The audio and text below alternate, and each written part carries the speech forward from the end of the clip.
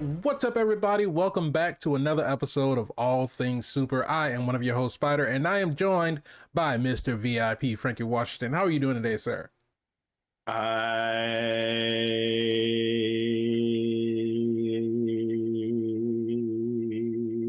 am awesome. Thank you for asking. Only awesome, not infinitely.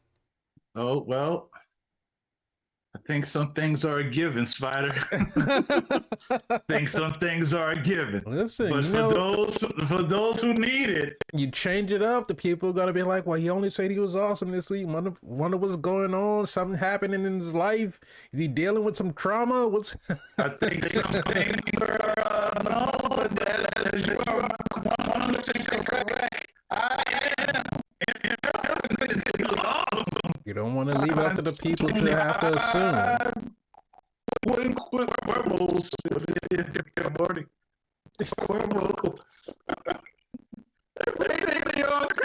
They've made so many different forms of currency. What's a slim slap? And spleen. They had one. What was it? It was one of the interdimensional cable episodes where one of the shows, the guy was rating different things, and everything had like a different rating and a different symbol. Damn. Like this one gets 5 crim flops. This thing gets 7 torque knolls. Yeah, what the hell was that about? Like, was that better? Is that worse? Yeah, man. We'll see where it goes now. I'm sure they'll have season 7 sometime. Sometime soon. Hey, for those who don't know, this is ATS. This is All Things Super. Well, we're not going to be talking about Rick and Morty today, but every week, no, not today. But every week we take a piece of superpowered movie, TV show, even trailers. We watch them, we react to them, we break them down, we review them, and we ask the question: is it super? Is it? Is it? Is it? Was? Or was it? Hey, man. I don't know. We'll find out. But if you like that, go ahead, hit the bell so you can be notified when we have new episodes that come out after you subscribe to the channel. But if you want the audio version of the podcast, just search for All Things Super on any of your favorite major podcast streaming platforms. And if you want to join in on the conversation, just tweet at us at ATSuperPod. And leave a comment because we like reading comments. Da.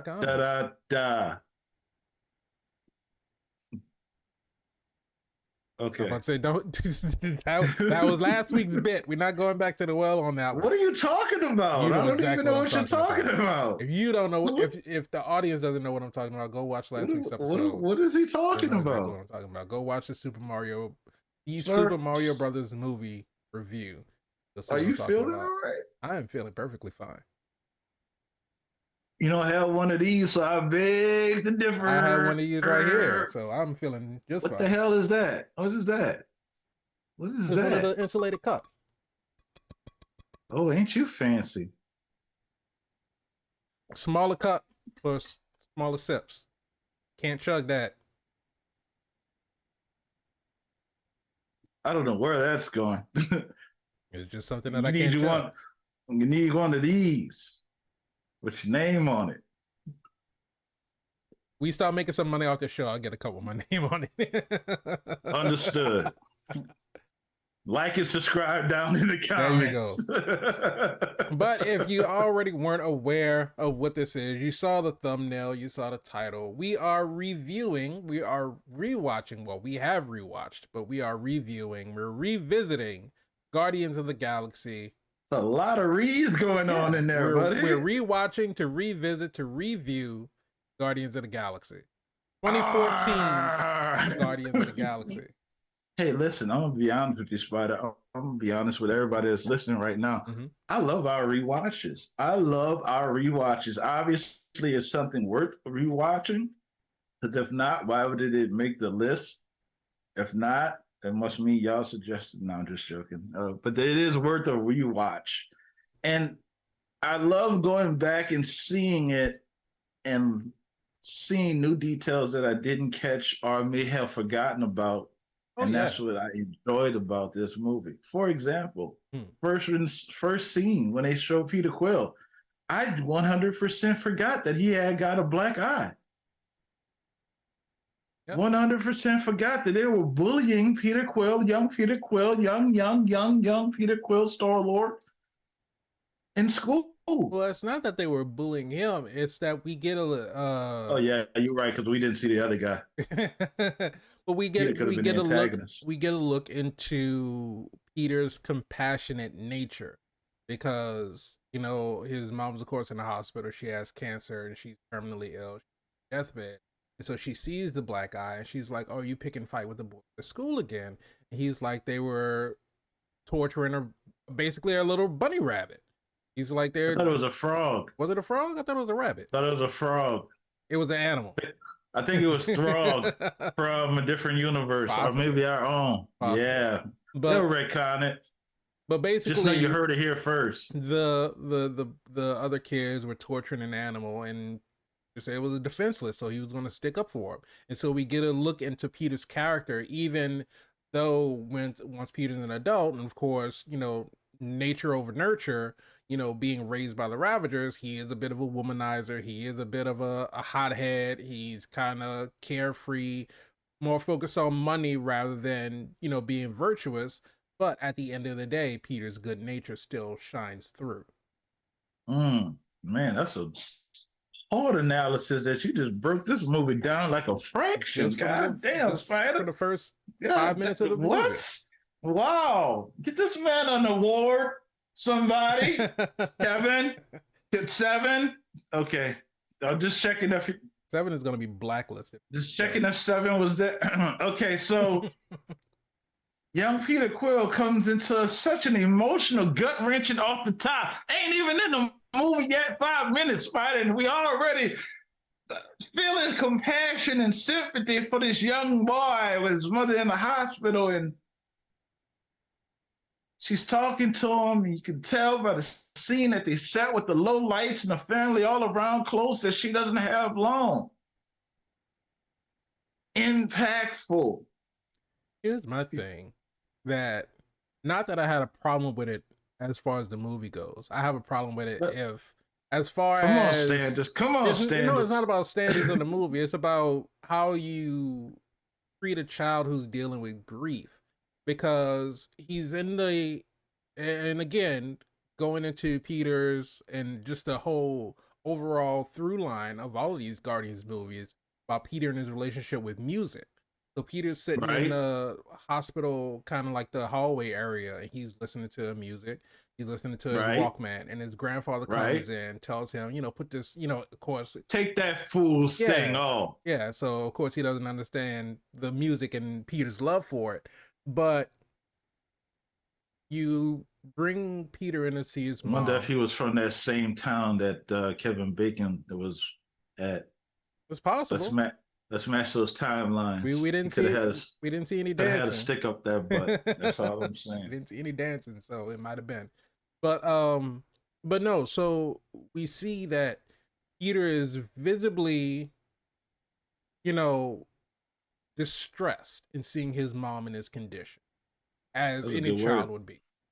That's a nice descriptive word right there. No child wants to see their parent, or any family member, in a hospital bed, on their, taking their last breath. And not only that, he's so affected by it. And when she tells him, how courageous he is, how sweet he is, how good of a person he is, and she asked for him to take her hand, just so she could be close to him one last time. Peter, of course, not knowing that this is going to be the last time. Come here! Get over here! Your feelings, your emotions, they just come here. But once his mom takes her last breaths, he flatlines. Then, of course, all the nurses and doctors are rushing in. Peter's grandfather ushers him out of the room, but then leaves him.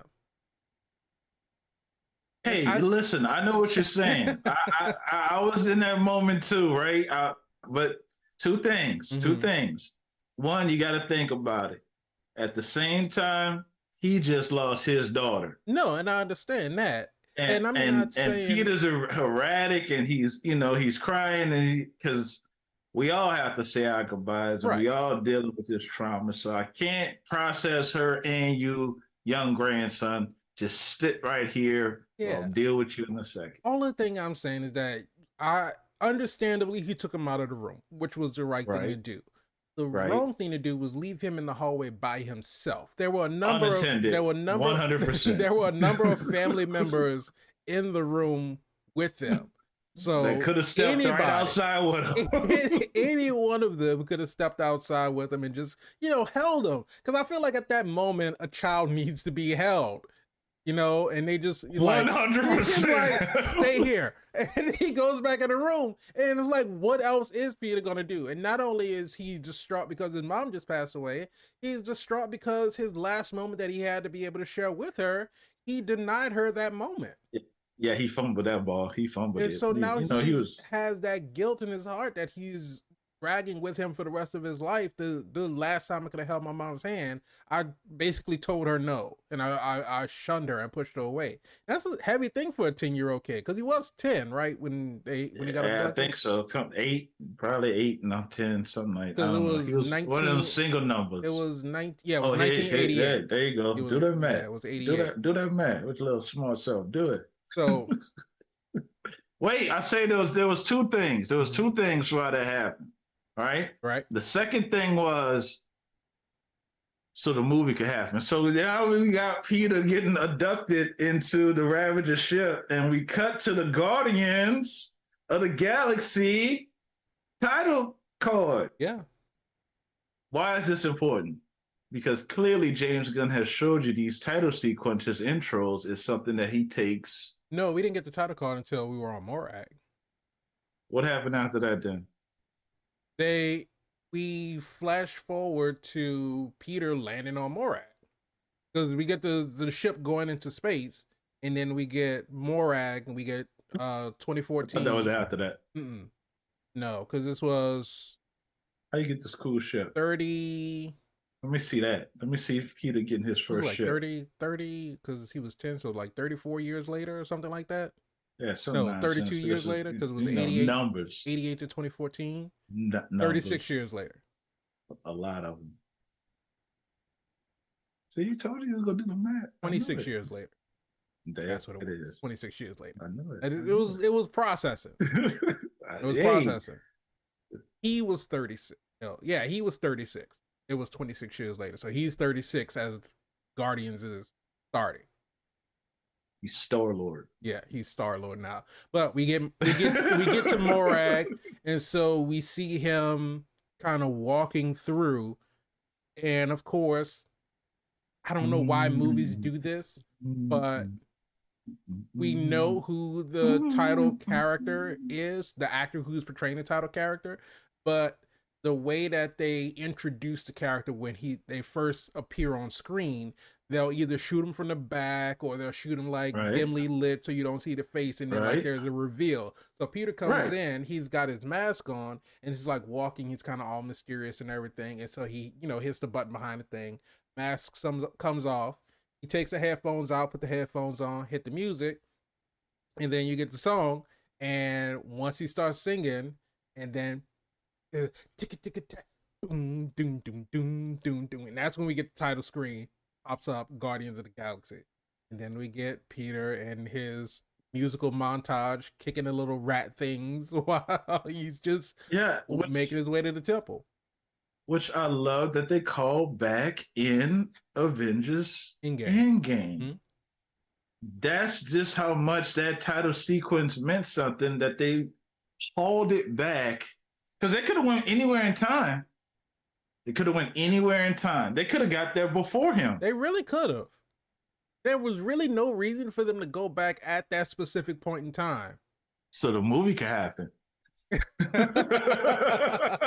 Well, like literally, they in Endgame, they could have, because Peter didn't get the orb until 2014, and the orb had been there prior to that, undisturbed. This is VIP Frankie Washington, y'all. But I guess they figured that was a point in time where they know that the orb was going to be unguarded. They knew that on that day, Peter was able to go into the temple, because who knows who else had been in there trying to get in it at any other point in time. Hey, hey, what's the... So the movie could happen. There you go. But it is a cool title sequence, Yes. and I will be surprised in the third installment if somebody is not dancing in the title sequence. Peter Quill was number one, Baby Groot was number two. Who shall dance in the title sequence on Guardians of the Galaxy 3? I don't know. Because I would imagine that We ask real questions over here at All Things Super. I would imagine that they're gonna start either they're gonna start because I feel like this is my prediction going into Guardians of the Galaxy Volume 3.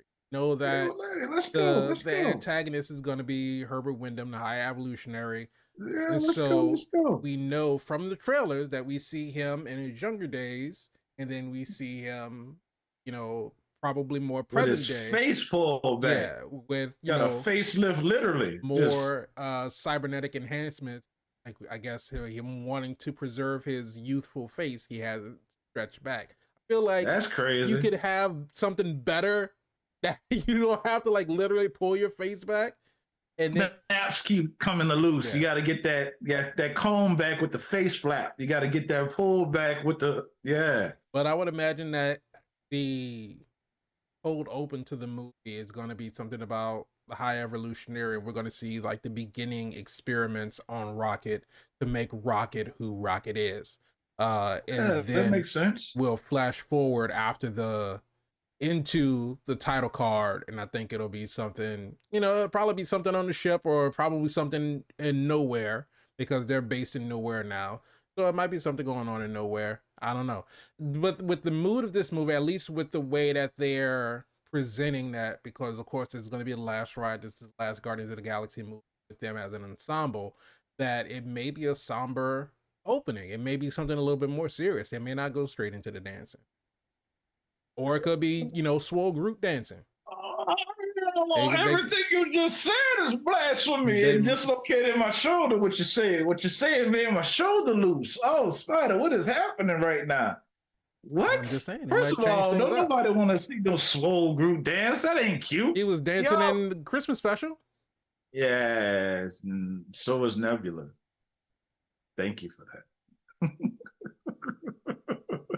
The Christmas special brought many gifts, like finding out that Mantis is Peter Quill's sister. And that's finding out she's dangerous as hell when she hopping on the walls. Frightening, extremely frightening. Give me nightmares. But at the same time, I'm thinking somebody's gonna dance. It's just too much to break tradition at this point. Who will it be? It ain't gonna be Gamora. No. It may I doubt if it's Drax, unless it's a dance at the end. Drax, but we talking about the title sequence. Drax already say he doesn't dance. He does. He did say that, and it would be interesting if he went out dancing. Maybe that's why he's leaving the MCU. At the same time, hopefully it is on their own accord. Everyone's making the predictions about 3, and the only reason that we're talking about 3 because we know there's a 3. We rewatch 1, and this is a throwback episode if you're watching this from the future. We know that all the rumors saying that someone's going to bite the bullet on this one because it's going to be the last iteration, like you said. Hopefully that's not the case. Hopefully some people get retired. I mean, in the MCU, Clint is retired, and Tony retired, came out of retirement to save the universe one more time. Thankfully, he did because he snapped and saved the universe. But maybe that's an option for some of these guys to retire out. Maybe it's possible if they own Nowhere now and that's their base of operations. Then maybe they just stay on Nowhere and they just live there and just run things there. It's possible. Yeah, Cosmo's there. We already seen Cosmo and Rocky get along in the. Now, if you come back to Nowhere and it's tricked out with guns and cannons and just force fields, you'll know Rocket's been there. So don't make it seem like there's not an option to revisit it later on as a pot. Nostalgia plays in many ways. But yes, we'll see. So maybe he'll rebuild a whole Celestial. That would be a feat. But yeah, so Quills on Morak, we get the scene that we saw in all of the trailers where Corvat, who we find, who used to be a Kree soldier who fought with Captain Marvel, that was an interesting like connection that nobody really could foresee coming. We just see like, wasn't Diamond Hansu already in the MCU? It's like now he's back and it's like, oh, he's the same character. So at some point Yeah, between yeah, make it make yeah, at sense. some point between Captain Marvel and Guardians of the Galaxy, so somewhere between 1990, because what Captain Marvel was in 1998, something like that, Something like that. It was in the somewhere '90s. mid 90s. But so somewhere between the 90s and 2014, Corvat He de facto. ended up working with Ronan. Yeah, So I like to see that. I like this. I like him in the MCU versus in the yeah, DCU he's not a with old with wizard with cracking cracky knees. knee. Yeah, knees cracking up. But so Like we get the scene that we saw in all of the Guardians 1 trailers. You know, they catch him and it's like, you may know me by another name, Star Lord. Ooh. Like, come on, man, Star Lord. Legendary outlaw, bounty hunter, you know, and so we'll get into the fight because of course they want the orb. they want it, Corvat tells him that Ronan has questions for him. So we hear the name Ronan for the first time. right? We don't really know who Ronan is. So Peter gets He- away, and I like the fact that we get to see Peter showcasing his skills as a pilot in his beginning intro part of the movie. Because right, we get the and James Gunn is a master at kind of sequencing these things out. But we get to see all of the different gadgets because the first thing that we see the face mask and we see how it, you right, know, goes on, comes off. We see the technology that he had like on his little wrist. He could see like the imaging of the temple, what it used to be and where the orb was within the temple. So we see that Quill right, has technology. He's very adept at using it. And he is using it in different ways in order to get himself out of a fight, which he does in more situations as we go throughout the movie. So he uses his rocket boots to kind of propel himself out of the room to get away from the Sakarians, which again, future connection. Sakar is the junk planet where Grandmaster is and holds all the contests of champions and all of the other kind of stuff. But Well, you was on it today, ain't you? yeah, You just killing it with I the okay. do my research. No, do your thing, man. Do your thing, man. But so Sakarian's Quill's getting away from him. He gets into his ship, and of course, you know, nice slide onto the ship. Very cool, very 80s like, because of course he grew up with 80s, well, late 70s and early 80s TV shows. And There you so go. he gets into the ship and he sees very, I don't know how the hell he reacted to that. And of course, future technology, because you know how, you know, you start up a car, you got to put it in reverse, you got to back out and then, you know, go about your business and everything. But he flipped on his ship and we saw this in um Avengers, right? When Tony Stark was he was coming in, Loki was in his penthouse or whatever. And so he's making a Mm-hmm. drink and Loki tries to take over his mind with the scepter and it doesn't work. Yeah. And so Loki Right. throws him out the window. And so we Yes. see that he's basically falling. He's going to go splat on the Free. street. He gets the suit That is onto him correct. and the suit boots up like that. Right. Now, the computers that we have today, if we had to rely on one of these computers to boot up before we could, Oh, we are staying on the pavement. right? We are pulp inside of a metal suit at that point. If that, probably If a that. leaking pulp out that broken metal suit, guaranteed. But so we see the technological advancements of this machinery and just in the whole MCU and in the Marvel Cinematic Universe. And so, but he gets to his ship, he starts it up, and he sees out the window that they're just contracting or you know putting together this whole like bazooka type missile launcher. And as soon as they're going to fire it, he launches off and he like tilts his ship up to where they can miss. Like the reaction time for him to be able to do that. And then just him flying away again, we see like all of the maneuvering and everything. He's flipping and trying to get away, and he stalls. He starts falling, and of course, he has to, get back into the controls in order to Yeah. stop himself from Well, he crashing. stalled because he hit a geyser, or a Yeah. geyser hit Well, the him. geyser hit him. Yeah.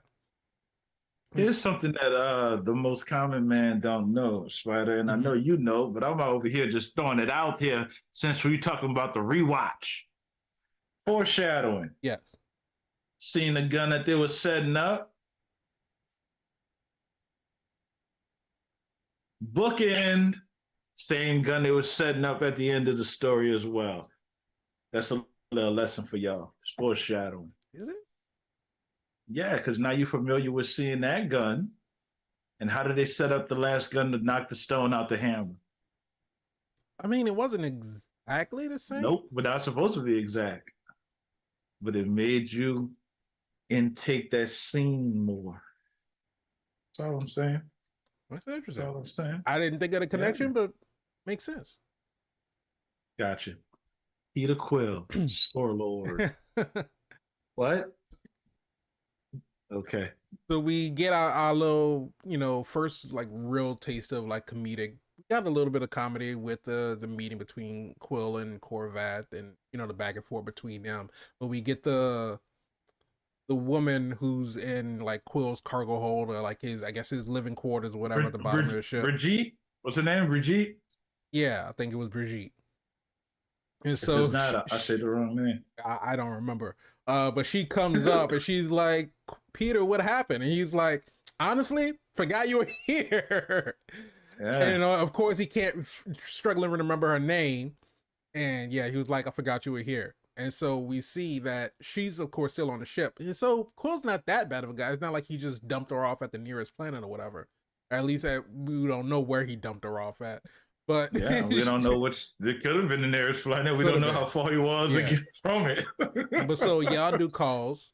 Yondu says, "I'm on Morag. I ain't got no orb. I don't see no orb. I don't see no you."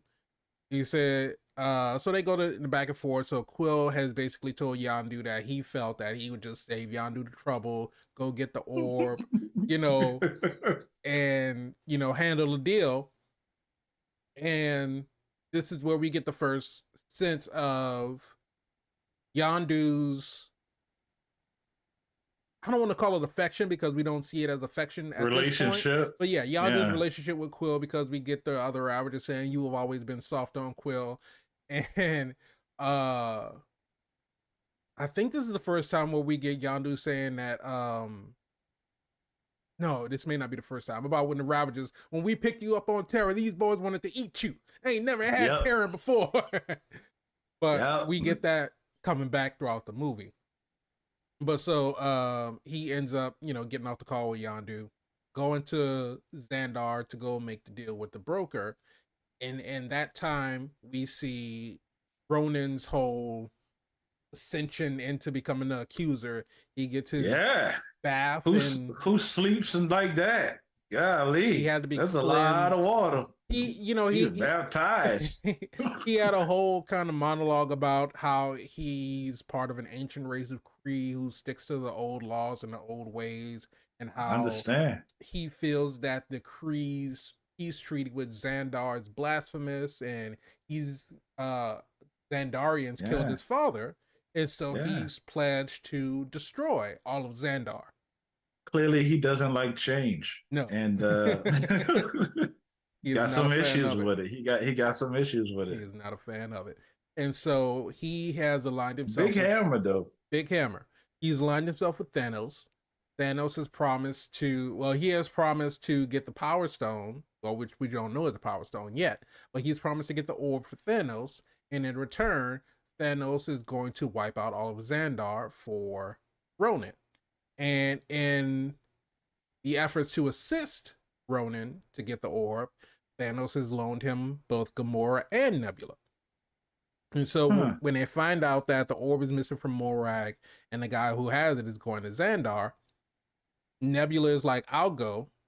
Well, Ronan tells Nebula to go get the orb. Gamora steps up, said, I'll go. And this we see the whole, and I love this because we know the relationship between Gamora and Nebula, and how Nebula in future movies we get the reveal that Nebula well, Thanos used to make Gamora and Nebula fight each other, and every time Nebula would lose, Thanos would take another piece of her off, a piece of her organic self off, and then replace Right. it with Metallic, metallic robotic, yeah, cyborg-ish, cybernetic, cybernetic yeah, enhancement right, to try to compensate for the lack thereof, right. whatever. And so it's not to say that Gamora doesn't have cybernetic, because we even find out we hear later on in the movie that Gamora has cybernetic enhancements in her as well. But so we get the descent between Nebula and Gamora, but knowing with future hindsight, knowing that before going into this rewatch, I could see like the reaction when Nebula is trying to like stick up for herself. It's like where Ronan said that I'm supposed to go, and Ronan kind of shuts her down. It's like, don't speak for me. I'm sitting at Gamora now. And you see Nebula kind of just like, fall, like kind of deflate a little bit. Yeah, kind of, because she's used to getting this dejection from Thanos. And it's like, here, I'm going to be able to make a name for myself. Ronan is going to send me on a mission. I'm going to do my best and I'm going to get it done. But Gamora steps up, outshines me again, and now I gotta fall back because now Gamora gets to go and I gotta stay here. And she green, and I'm blue. I mean, I feel like, well, yeah, I guess, because if you think about it, because I don't think that Nebula's Kree. I don't know what race Nebula is. I don't think she's Kree either. But you would think that I'm blue, Ronan's blue, we should have like that blue connection, But now you're gonna pick this green chick to go. Yeah, she ain't even the same color as us, dude. What's going on? Oh, that's racist. What I'm saying is, we saw it in the What If episode. She's looked like Marilyn Monroe. Yeah, she had blonde hair. So there you go. That may be her original color in some different universe. Possibly. But what if? But so we get down to Xandar, right? And we get introduced to the raccoon and the talking tree. Rocket and Groot. Rocket's wait. I wanted to hit something before you move on to that. Let's back up a couple of sentences. You said and then you said something that made sense. When you were talking about dancing, all right, it's Quill. I can't remember where you were when you said what you said to jog my memory to say what you were saying. It'll come back to me. Okay. All right. So we're on Xandar. We get the introduction to Rocket and Groot. I am Groot. And so Rocket's just kind of people watching, just kind of looking to see, who their next mark is and what's going on. And it just... Why does he got mad with a baby? So you think it's cool to get help? Do it yourself. I was laughing. I'm like, how you gonna do a baby like that, Rocky? Y'all literally like the same size. Come on, man. But he can do things on his own. He's that size, so why can't Probably the baby? Actually older than the baby too. Yeah, he's definitely older than the baby. But so we get our Stan Lee cameo. He calls Stan Lee. I forgot he called him something. No, you say, "Where's your wife?" Yeah, but he called him like a pervert or a prevert or something like that. Something like that. I was just cracking up like, "Where's your wife?" Like, damn, why do you go on that Stan Lee hard like that? Everybody knows Stan Lee married. Old man talking to a young woman like that. Whoa, hey, where's your wife? But so he ends up taking a savage Rocket. Of course, while he's looking at everybody, Groot is drinking from the fountain, and Rocket tells Groot, "Stop drinking from the fountain. Is childish." And Groot is like, he, shrugging his shoulders. He's like, "What do you mean you weren't doing? I just saw you do it." Right. like why are you lying? Dude, I'm looking right at you. What are you talking about? Like, make it make sense. And it goes so far into, because we get to the future movies and the future properties, and we see baby Groot and young Groot, just kind of being a little absent-minded, and all this other kind of stuff, and just kind of, especially in Guardians 2, baby Groot and the whole button thing, and Rocket's trying to explain to him which button to push, and Groot's getting it wrong, or telling him to go get the fin, and he's coming back with everything except the fin. He comes back with a a pair of a underwear, a, a a toe, toe, and like and a badge, yeah. So yeah, a Ravager badge. You I get. couldn't think of Ravager. We're going to talk about that when we do our Volume 2 rewatch, but Oh, and because of course we know that that's a new Groot, but we can see that this sort of intellectual level for Groots just in general isn't necessarily that high. well, I'm pretty sure they outlive a bunch of creatures out there. Yeah, So if you meet a wise old tree, chances are they've been you around might for a want to. while. They've been around for a while, so I understand the play in the narrative on that one. Yeah. But at the same time, we all coming together. Structural wise, I like the way they introduced this ensemble. Oh, absolutely. You got your main character, and then you got these side characters that come to be the main character, but you can see there's some discrepancy going along there. They're part of the evil fraction because we're not all good and bad. It's a rebel team of dysfunctional guys and girls that got together because we had a common interest. Right. And so But the way we introduce them is one thing awesome that I instead of didn't just saying, mention here they is go. while Quill was getting off his call with Yandu put a bounty out on Quill. He said 40,000 credits, but I want him back alive. And so when we get introduced to Rocket and Groot, they're looking at the people again, looking for the next mark. They see Quill and they see that Quill has a bounty on him. And they're like, that's right. 40,000 credits. He's like, we'll be rich. So they follow him. Quill's going to the broker. Quill goes in to speak with the broker, tries to sell the orb. And he mentions, he's like, hey, I'm here to sell you this because you had to deal with Yondu. And even the broker asks, well, where's Yondu? It's like, wishes he could be here, sends all he love.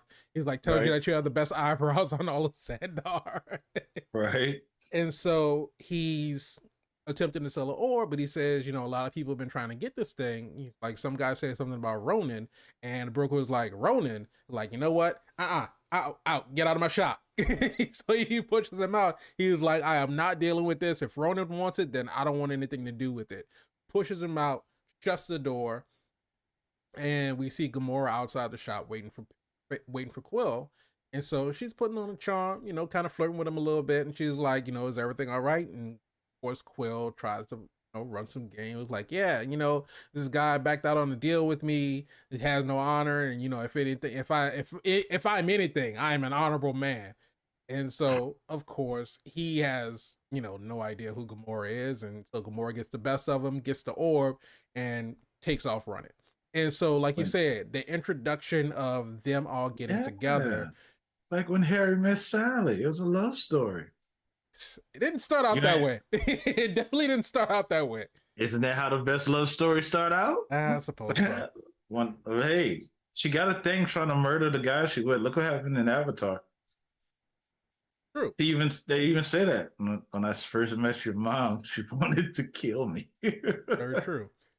But so this whole action scene that we get with bringing the Guardians together, we get a showcase of the skill level of all of the characters, because Quill isn't a slouch when it comes to hand-to-hand combat. Now, he's no match for Gamora, but the mixture of his fighting skills and his gadgets are able to subdue her, because he throws the little, the rope around her legs, and he's able to, jump on her, and they kind of fight together and all this other kind of stuff.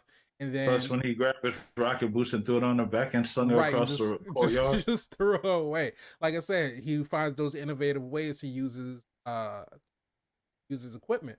And so then we get Rocket and Groot coming in, and so they're both on the ground fighting, and Rocket tells Groot put the bag on him.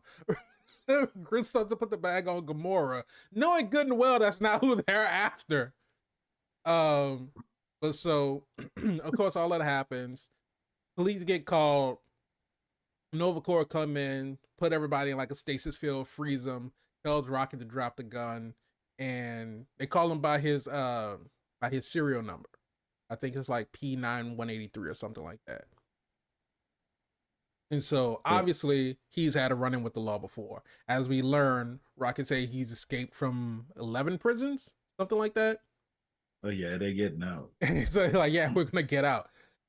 So they all get caught. They all get sent to prison. This is where we get the lineup that we saw in another one of the Volume 1 trailers, where they explain who everybody is. And I feel like this is probably one of the best ways to introduce your cast of characters.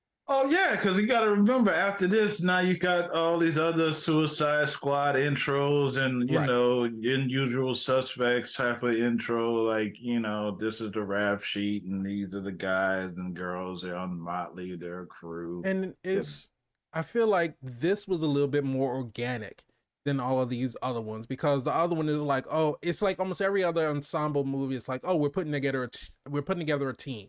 Who do we have? You son of a you son of a bitch. I'm in. But like, even with and I just had the damn movie in my head. Oh, Deadpool 2, when putting together the X-Force, right? They're going through, auditions, casting calls, all this other kind of stuff. So they're going through different people talking about what their powers are. And the same with Suicide Squad. Or we're putting together a team. Who do we have?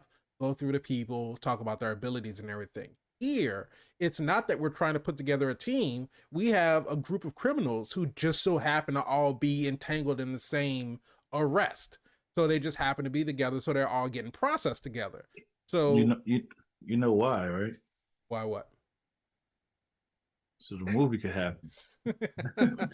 just letting y'all know. So we get Denarian Saul and Corman Day, and they're, processing the Guardians and talking about each and every one of them, talking about their rap sheet and all this other kind of stuff. And then we get the line, what a bunch of a-holes, and so we get, the walk into the prison. They all get their uniforms. We get the gratuitous shirtless shot of, yeah, you do, of Chris Pratt. MCU male lead, gotta have a shirtless scene. So, and some orange tang. Whatever they shot him with. And so after Quill gets his clothes and he's changing, we see him in the room, and then we get our look at Rocket, and we see that Rocket's not just a raccoon. Rocket is also a cybernetic enhanced being who has, machine parts in his body. So we don't dive into it, but we notice it. We laid the groundwork. Right.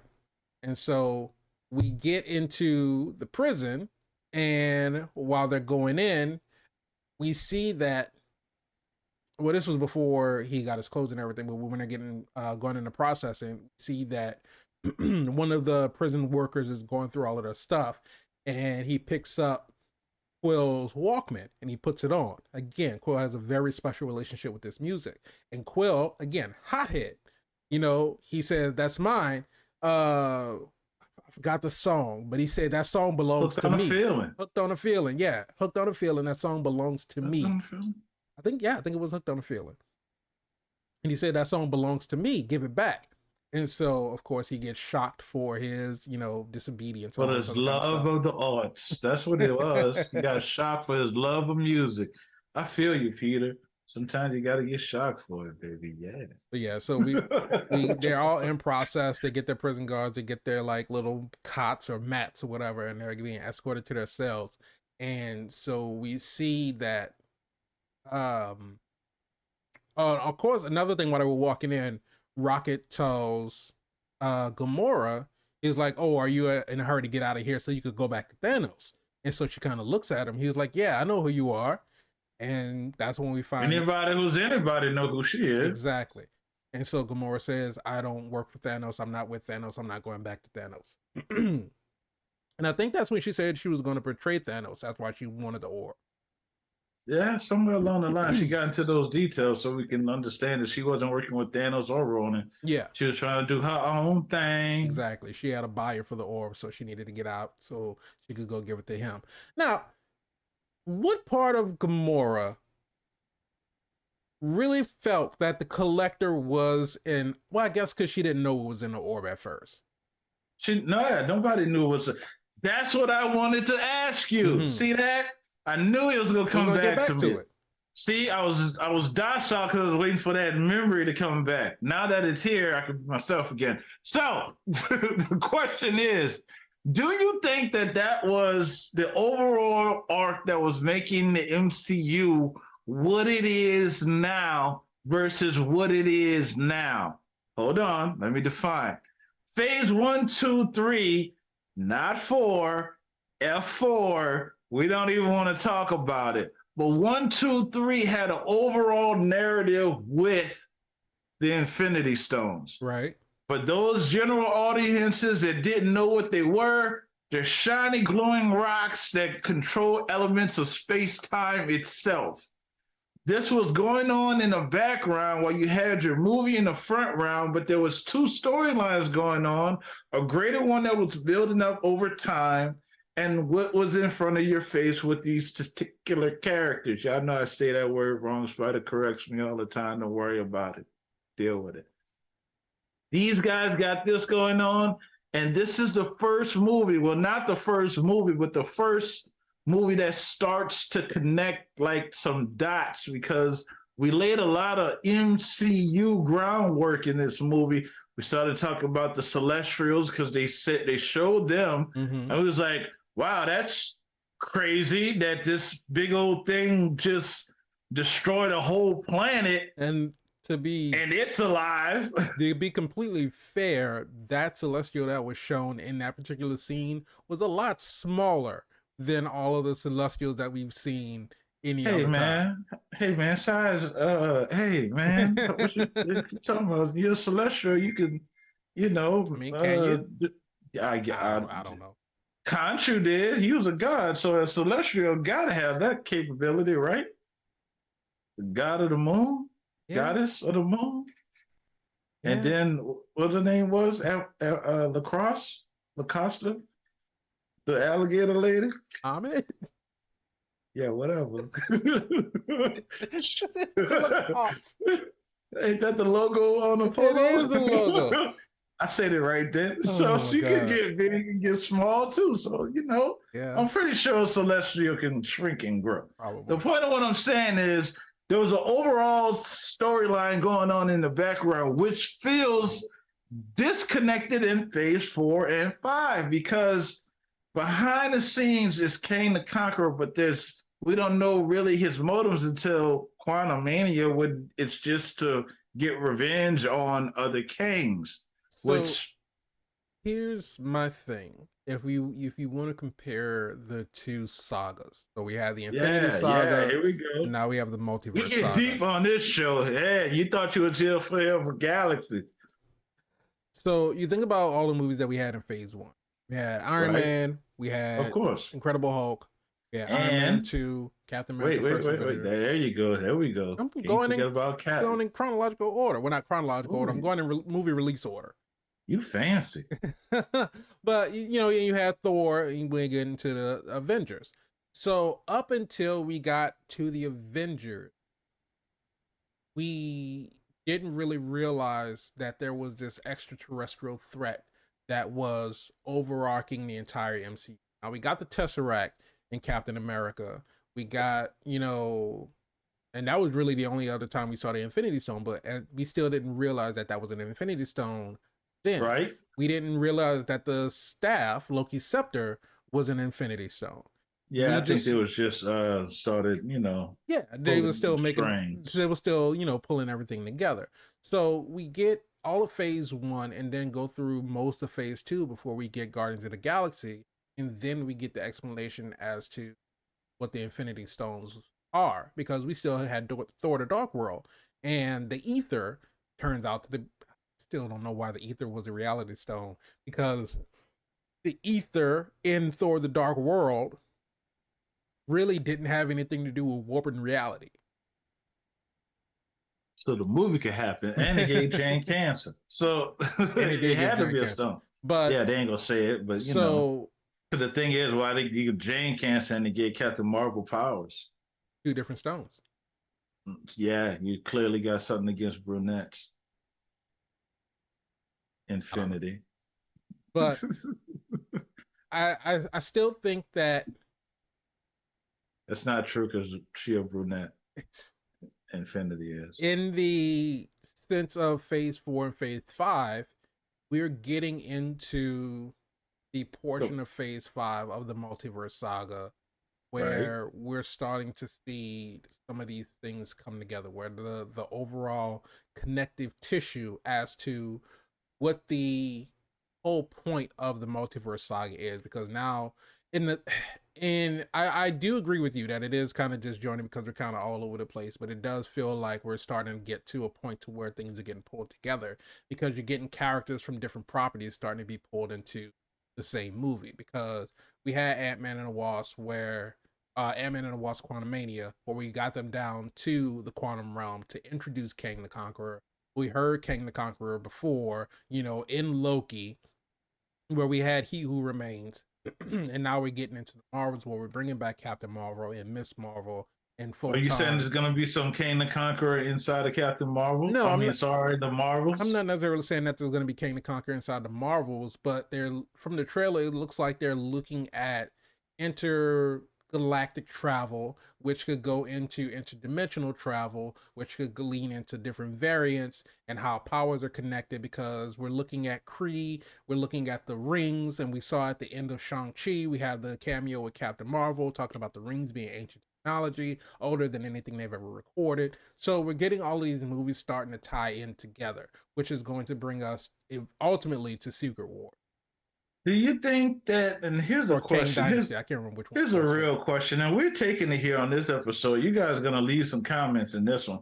Do you think Kevin Feige or those over there at Marvel throw random things and then come back and connect threads, i.e., Loki, Mm-hmm. season one Loki, he's in the TVA. Right. We seen inside the TVA there was a scroll inside of a tracksuit. There was potentially somebody that came through from the TVA that looked like Peggy Carter. Right.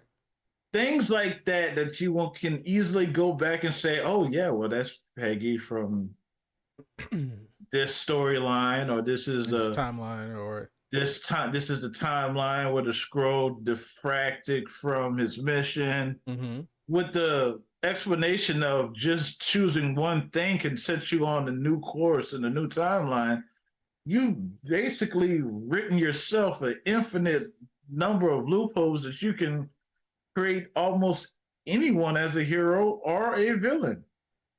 So I'll answer your question with a yes. They do that. Not that they throw things against the wall and see what sticks and then retcon it later.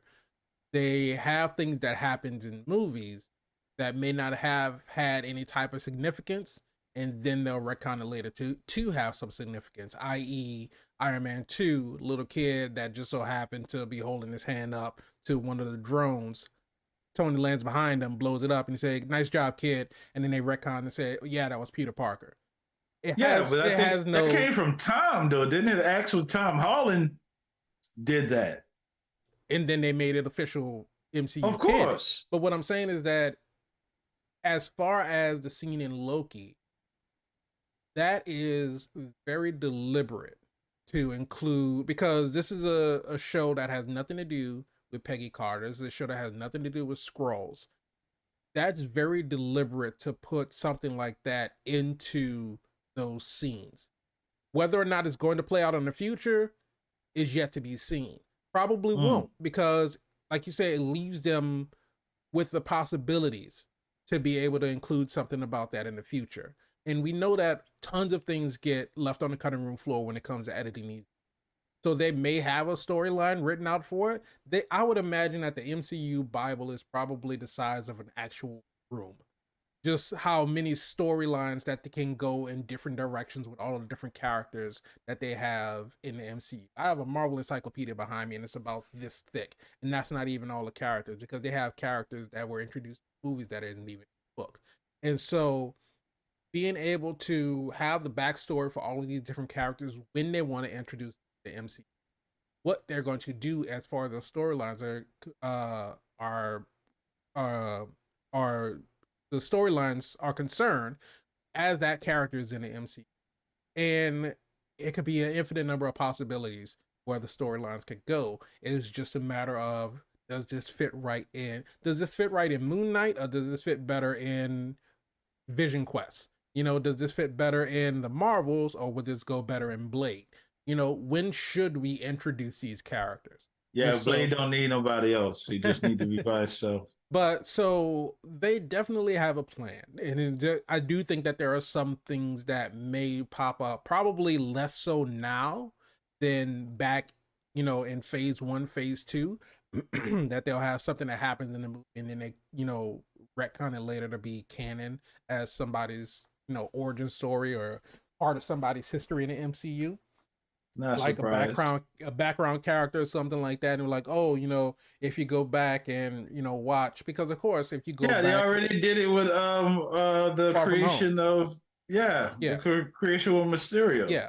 Yeah. So again, retcon stuff. But of course, if you go back and you watch Civil War, Quentin Beck is nowhere to be found in that movie, and they could just chalk it up to, oh well, we didn't see that angle, we didn't see because he was on this side of the stage, Tony went off on that side of the stage, all this other kind of stuff. So, Of but course. they have the ability or the opportunity to go back and just insert any characters that we may not have seen in any of the other movies. But I do like the fact No. that one of the scientists was the scientist that was in Iron Man 1 that Stain was yelling at, about building the arc reactor and all this other kind of stuff. Bringing him back, that was a nice little connection and everything. Yeah, that's a genius move. Yeah. Yeah, I got you. I get what you're saying. It was a master class in bringing them back like T.I. wrote it and Jay-Z subbed it, bring them out. But the question is the storyline lacking because we don't have that overall narrative? Now, I know what you're saying, that we're tying in the loose ends with the Kane story, trying to pull it together now, but at the same time, going into phase one, phase two, you had exactly what you had now. You had introductions to characters. You knew the characters or you knew of the characters, but if you didn't know the characters, you were introduced to characters. Phase four is no different than the start of phase one. You're getting introduced to characters. Like you love it or not, they're characters. So going into this ensemble section, because it's going to do the same thing, Right. they're going to all get together, and some of the older ones are going to die off, and then you'll get a little more time with the mid ones, and then there's going to be a riding another torch with the young ones who's going to carry on until they do it again and again. I will say this. They do right by them because the send-offs are amazing. We've seen that. And they're building to something, yes. But overall, and I am an MCU head, I trust the process. I know they're going to make something amazing. But right now, overall, you got to kind of feel like it's missing that storyline, that what's going on, what are we doing? I think that it's a matter of expectations.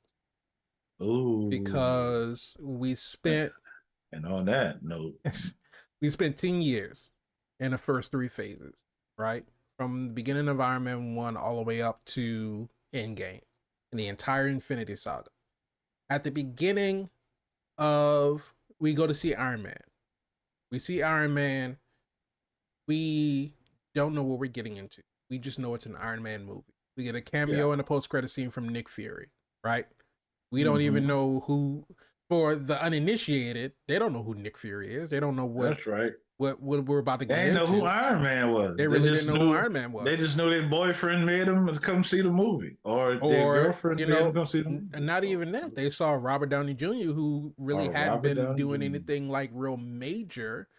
You know, he was working, but it wasn't anything like blockbuster. Like, oh, Robert Downey Jr. is in a superhero movie. Well, I gotta go see this to go see what what that's about. Even me personally, I was like, really? Robert Downey Jr. was like, they couldn't find nobody else, because in my mind, I was still thinking, of course, no. And this is the product of the time. Damn. This is a product of the time because of everything that Robert Downey Jr. had gone through. His personal life. Yeah, in his personal life, all the court cases, the jail time, all this other kind of stuff. So I'm thinking, like, it seems kind of odd that this is the person that they will pick in order to be, this character. I grew They up. are not letting it not be known that it was a risk going that way Yeah, because public John perception Favreau does. has said many a times. He was like, I knew it was a risk, but I wanted RDJ. That is like he is who I wanted to be Tony Stark, and Nice. that was probably one of the best casting choices out of any movie within probably like the last 20 years, maybe. That is like pitch perfect casting. Like Robert Downey Jr. is and always will be Tony Stark because that is just the personality that he has in his life. Now, I don't know if it's something that he adopted more of after he got the role or if he's just always been like that. And I mean, you kind of think that he probably was always like that because I think if Tony Stark wasn't a billionaire, everything that he's done with alcoholism, just being wild and rampant, he would probably ended up in jail, you know? And so, but I think that because going back from Iron Man, like I said, we didn't know what we were getting into. We get the post credit scene from Nick Fury. We go into Incredible Hulk. We get the post credit scene with Stark, and we see, oh shit, that's Tony Stark from the Iron Man. Yeah, they It's he. It's definitely like, capitalized on his star power yeah, and it was like instead of it's having Nick Fury come. yeah, and so you start to think like, is this all connected? Is like, are they in the same universe? And that's when we get the first kind of hints of the MCU. And so we go through the rest of these movies in phase one all the way until we get up to Avengers, and we were like, oh, okay, this is what we were building toward. And then at that point, we think that's it. We get Black Widow introduced in Iron Man 2. We get Hawkeye introduced in Thor. And so now we bring them all together for an ensemble movie. And then they're done with the ensemble movie. They go their separate ways. And we're like, oh, okay, that was cool. That was a nice little ride, through this. And it's done. So our expectations as far as an overall saga were low because we didn't realize we were getting into a saga. Now, Mm. post Endgame, we know because D23, San Diego Comic-Con, we get all of these, conventions where Marvel is explaining everything that they have set forward for phase 3, phase 4, phase 5, phase 6. And now we get the expectation. Okay, we know that we have this many properties coming out in this many years. We know that these characters are going to be introduced. We know like this is where we're going. This is who's going to be the big bad. We didn't really get all of that way back in 2010. So So you think that approach has diluted the brand? I think it has. I think not that it's diluted it, what I think it is set forth an expectation because of how monumental Endgame was. And so we expect everything from here on out.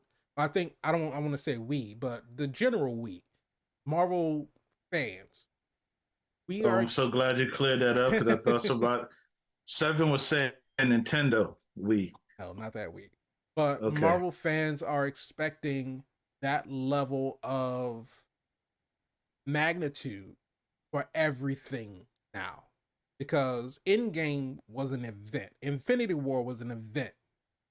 These were two monumental capstones on a 10 right, year long franchise. right. And when you go into a new saga, you're basically starting all over again. And you have all of this excitement like, oh my God, Endgame was exciting. Endgame was amazing. I can't wait to see how they top that.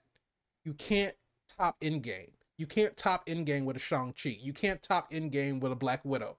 No, And so I think that the general public, for Marvel fans, they're expecting, or at least they're anticipating, when's the Endgame moment coming? When's the Endgame moment coming? When is that big oh my moment God, coming? are we there yet? Are we Right. there yet? And Are we I there think yet? the impatience of that expectation is what's souring their taste of these movies. Is that most people can't just sit and enjoy the movie for what it is, allow it to build towards something bigger, and then you get the payoff.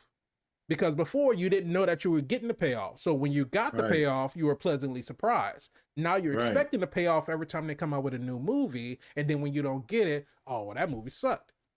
That's not what I was looking for. Ooh, boy, you done broke the internet. Oh my God. And so it's not that there's a lack of quality in these movies. Some movies are better than others for sure. Of course, that's we wouldn't have a job if there wasn't. And And it's always going to be like that, because even going through the beginning phases, some movies were better than the others. Ant-Man was better than Ant-Man and the Wasp. Thor was better than Thor: The Dark World. And Wait. And right now, James Gunn done killed it with the goddamn Guardians of the Galaxy. I mean, let's just go ahead and let the people know this movie is one of the groundstone key benchmarks in the MCU franchise. It is. And then another thing about it is it had a lot to live up to, because this was not the first ensemble movie in the MCU. So this is coming off the backs of the Avengers, right? So, well, not directly after the Avengers, but you had sort of the precedent set with Avengers. And I think, yeah, because Avengers was 2012.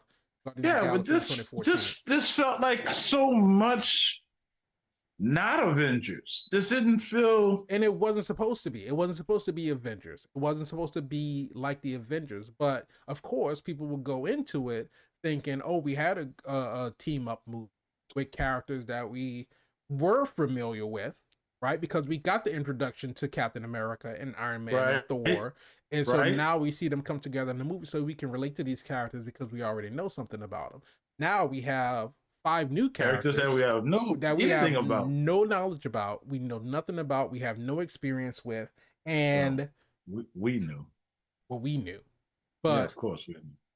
You take that and you allow the story to develop. You allow the characters to grow. You allow them to actually have the time for you to be able to learn about them. And leaving them mysterious enough not to know about them. Right. Because there was so much, looking back now, going into Guardians 2, going into Infinity War and Endgame, going into the Guardians Holiday Special, all of these things that we didn't know about all of these different characters, and then get introduced into new characters. And now going into Guardians 3, there's even more, because we're finally diving into Rocket's story, which Rocket has still been a character that's been at the forefront, because all of the Guardians sort of like, because I don't know how they balance, of course, their on-screen time and everything, because everybody still has their moment to shine, which we're talking about the prison scene. They're all in prison. And when they're talking about their escape, right? They go into the plan, and then we get Rocket sitting at the table. He's explaining the plan. He's like, this is what I need. I need, this battery. I need, the thing out of the fuse box. I need this guy's leg. I need the thing, the wristband off the guards, right? And so he's going through all of this. And so, of course, Groot hears, oh, that thing, I need that out of the box. And so he's like, okay, well, I'm going to go get it. And it's so funny the way it's framed, because we see Groot in the background go and do it. And they're sitting there, and it's like they're talking. And so Rocket's breaking it down. He's like, but we just got to know that once you get that, everything's going to go into lockdown. So we need to be sure that we get that absolutely last. And as soon as he says last, Groot, and then you see it wasn't even like he opened it and pulled it out. He was struggling with it. He's like pulling it, yanking on it, trying to get it out. And the timing of it was so perfect. And he gets it out, and as soon as Rocket says last, he pulls it out. Or we can get it first and improvise. I'll get the badge, I'll get the leg, and then they break off, and then we get to see them again in their element. They get to shine. And I was thinking about it, and it's kind of like somewhat like what we saw in Dungeons and Dragons, Honor Among Thieves, where everybody kind of had their assigned roles, and you have Edric, Chris Pine's character, is sort of similar to Star-Lord, Chris Pratt's character. Funny that their names are Chris. Both first names are Chris. Last initial starts with P. I'm not going to say that. I'm not going to say they're connected. The movie can happen. So the movie can happen. I'm not going to say they're connected. But letting you know. But so we see Peter's charisma, right? Because he's asking a dude for his prosthetic leg. Yeah, he's like, you need my leg for what? And so, and he actually gave the dude more credits than 30, what his bounty was worth. 30,000 credits. Was it 30? I thought it was 60,000. Because I thought it was more than his bounty was worth. I thought it was 30,000, and that's still too much for a leg. It's still too much. But 30,000 units. But so we get to see we get to see Peter's charisma. We get to see Gamora just be a badass. right? Fighting the guards. We get to see Rocket being a badass. We get to see Groot being a badass. Oh, yeah. But and then of course we got introduced before the escape scene even happened. We got introduced to Drax because Gamora's walking in. Like we said, anybody who's anybody know who Gamora is, and so Gamora's walking in. He's going to her cell, and everybody is antagonizing. Everybody's screaming at her, yelling at her, saying that she's gonna die. They're gonna kill her, you know. And Rocket said that a lot of these people have families who were killed by Thanos Or Ronan. or Ronan. And so Gamora working with them is now an accessory to all of that hate. And so he's a target now. And so Quill sees that again. Quill's good nature shines through. Quill sees all of that and is like, damn, it kind of sucks. You know, he's like, I don't really know her, but I don't want her to be in that position. Right. So we get the nighttime scene where it's funny because Gamora had a cell where Quill was just sleeping in a pile of other dudes. Pile of other inmates. So it's like, why is he not in the room? Then I realized he was in the room. He was just all of them was in the room. Was in the room. Like, wow. And it was so funny. It's like just a little thing, like Rocket getting up and like all of his fur matted on the side of his face. It's just like little things like that. I've been there. I've been there. So Quill wakes up because they're taking Gamora and they're like basically bringing her to go kill her and everything. So Drax ended up stopping him because he said that, you know, Ronan if anybody's gonna kill her, it's gonna be him. Right. They're not, she's not theirs to kill because Ronan killed his wife and his daughter. So he's going to exact his justice out on Gamora. Quill steps in, Quill stops it. Again, Quill's charisma, just appealing to their nature, is like, hey, she doesn't even want to work with Ronan. She wants to get out. She wants to kill Ronan too. So the only way out of here, she's our ticket. She can lead us right to him. And so, of course, Drax agrees. Why would I put my finger on his throat? It's like, no, it's a metaphor. You know, to cut his neck, cut his throat. I wouldn't cut his throat. I would cut his head clean off. He was like, okay, you can do that too. And then again, little things. He took the guy's shiv. He was like, I like this knife. I like your knife. Keeping it. He was like, gold. He was like, that was my favorite knife though. Gold. The look and expression on Dave Bautista's face when he said it though, like, you can't duplicate it. I like this knife. Keeping it. Like, are you gonna tell him no? You know, like give him my knife back? That's a whole Debo moment. My grandmama gave me that chain. What you gonna say? So they all get together and they decide that they're breaking out of there. And clearly, Peter made a deal with Drax that he could kill Ronan and, you know, get revenge on for his family after he tags along. And Rocket has a plan, and they're in this pod. Explain this to me, Spider. You got security that runs in. They shoot at one window. Right.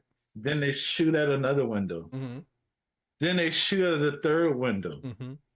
Why didn't they all just shoot at one exact same window at like one time if they were really trying to get at them? What was the purpose of shooting at the different windows? So the movie can happen. Yeah, it is. Because there was really no purpose of it. Because the dude is like, really, there. He's commanding them. It's like, he said, shoot on my command. Right. It's like, why not just fire at will? Blow it all up. Right. You're trying to take over back the floor, and then it's too late. There is no floor. The ground is up. The gravity is turned off, and Rocket used the drones as flying companions. Like rocket propulsions. That right? So we get fucking Dave Bautista. My God. We get this we get the scene where Rocket explains, well, you know, I forget what Quill said, but Rocket's like, his people are literal, they don't get metaphors. Yeah, it goes over their head. It goes straight over their head. Nothing goes over my head. My reflexes are too fast. I would catch it. And it's so hilarious. And so they take the guard tower, they disengage it. They break out. They fly through, the hallways, get to the hangar, and so they're getting all their stuff. They're getting dressed to get out. Quill notices that his Walkman isn't there, so they're like, he noticed that the orb is still in the bag, so he checks it. He's like, all right, cool. Gives Gamora the bag. He's like, take this, go to the ship, wait for me outside. I'll be back. And so, of course, Gamora's like, what are you doing? We need to go. He was like, nah, I'm good. Take the bag and go. And so they're on the ship. Well, smart. They're on the ship and they're waiting for him because, of course, he has to go back and get his Walkman. He beats the dude up, gets his Walkman back, comes out to Pina Colada. If you like Pina Colada. And so he's flying back. Way to take that song back, because I think Shrek had it for a long time. Yeah, that song was in Shrek, and people associated Shrek with that song. Oh, okay. I completely forgot Guardians that. got it now. Yeah, see that? But so while they're waiting for Quill, Rocket's like, "What are we waiting for? We can just go." And he was like, "You got the orb, right?" And so Gamora looks in the bag, and of course the orb is gone. And we see Quill walking down the hallway, just tossing the orb because he's smart. They're not going to leave me if I have the orb. So he's ensuring that they stay. So he gets his Walkman, he comes flying out, he gets back into the ship, and Drax is like, "This is a noble warrior. He has great spirit. He's going to be a formidable ally in the battle against Ronan." He's like, "Please, fellow warrior, what were you going back for? What was so important?" So he gives him a Walkman. He was like, "You're an imbecile." Coming from where it's coming from, how could it not be offensive? God damn, Drax. You're an imbecile. But one of the coolest things that we as an audience know has tied the emotional attachment to the music, Peter's mother, and him. So you cannot be mad at him for that. It just doubles down in the rewatch, showing how much his mom meant to him. He would not leave that cassette tape there. I would have done the same thing if it's the only thing I had left to remember my mother with. So, some people just don't understand, but it's okay. They didn't know. Yeah. They're still friendly. Right. And so could have kicked them off the ship at any given point in time. Could have. But we'll just fast track through because we're getting a little long. But so of course Ronan finds out that they were locked up in the kiln. They go there, try to catch them. They end up getting there too late. They're torturing prisoners, trying to figure out where they're going. They have no idea. They go to Guardians go to nowhere because they're selling the ore to the collector. Collector makes them wait a little bit. There's a guy in there that looks like Thor. What was that about? What do you mean there's a guy in there that looks? There's a guy in there. Ha ha ha. Yeah, there's a guy in there that looks like Thor. Got on a cape, got his back turned to the camera. He's in there. He got blonde hair. Look like he's an Asgardian. Looks like Thor, straight in the back. The only way he's freed is when the bomb goes off. They actually show him getting free. This could be something per to the conversation we just had about Marvel and their little Easter eggs.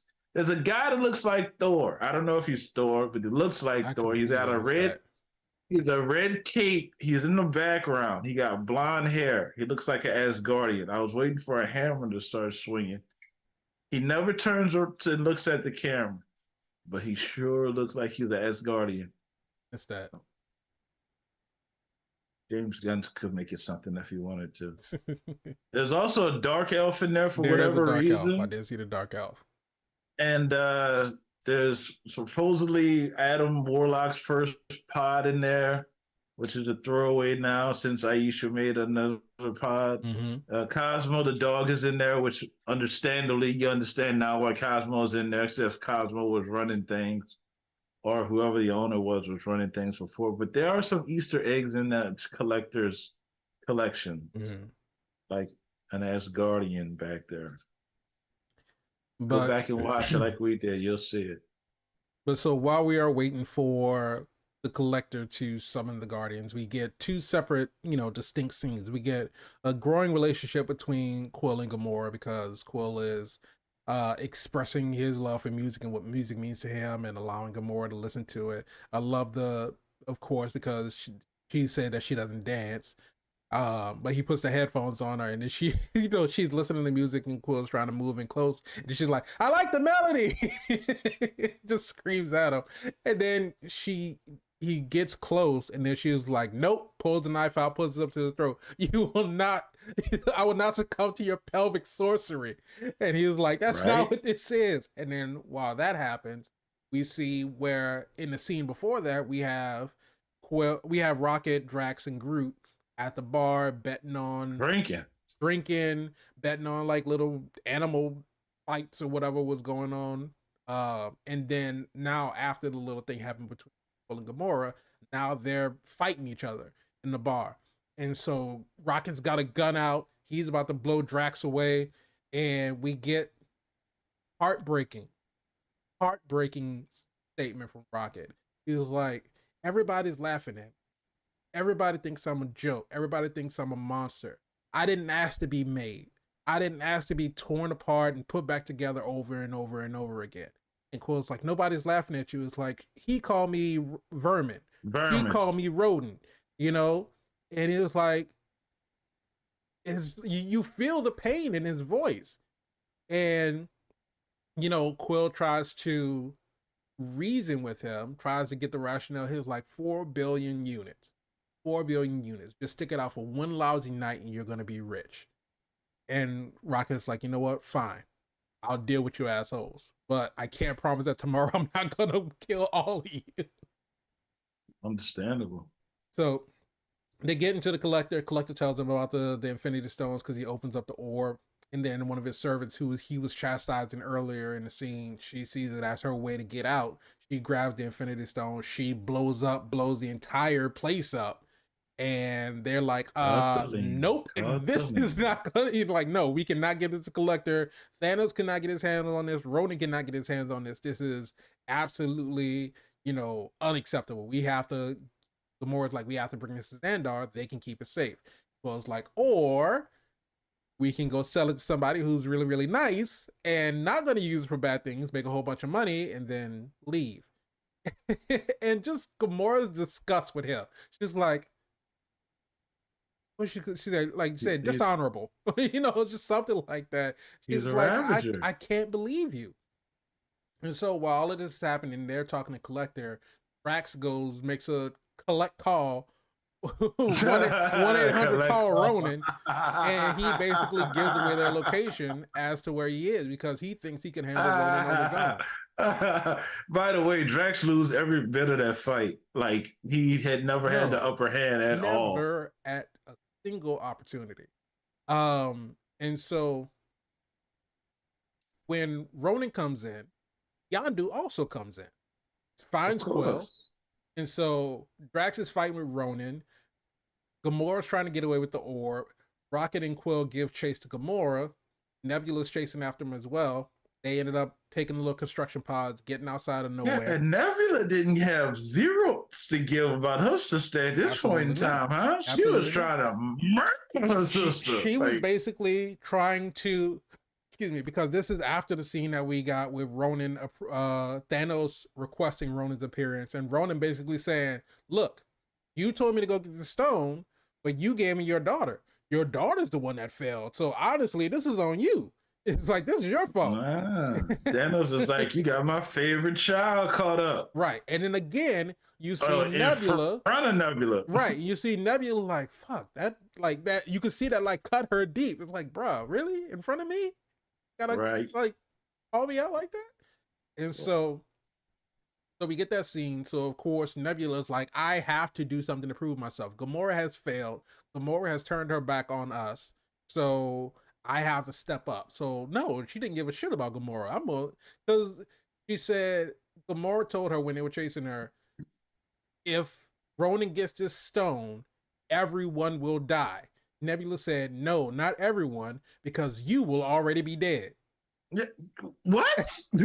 that is dirty. Savagery. That's dirty. So your sister. So Nebula blows her up. Gamora's kind of floating out in space. Rocket says her cybernetics will keep her alive for a couple more minutes, but she's a goner. we just need to, go back because Nebula got the orb. Ronan finished whooping Drax's ass, threw him in a vat of spinal fluid, and was just like, he basically pulled the Thanos. I don't even know who you are. And just beat his ass. Like you said, shame. Drax had no shot. No shot.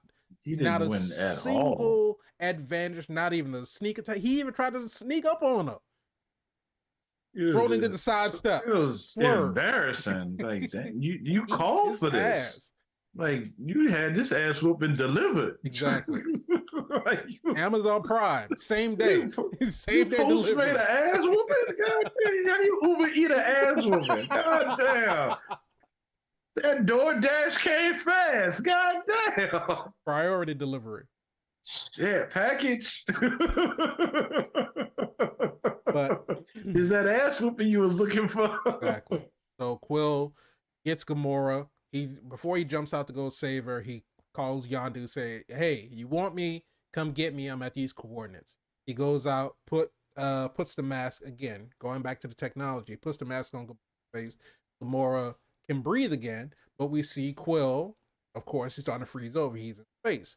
Now, here's the thing.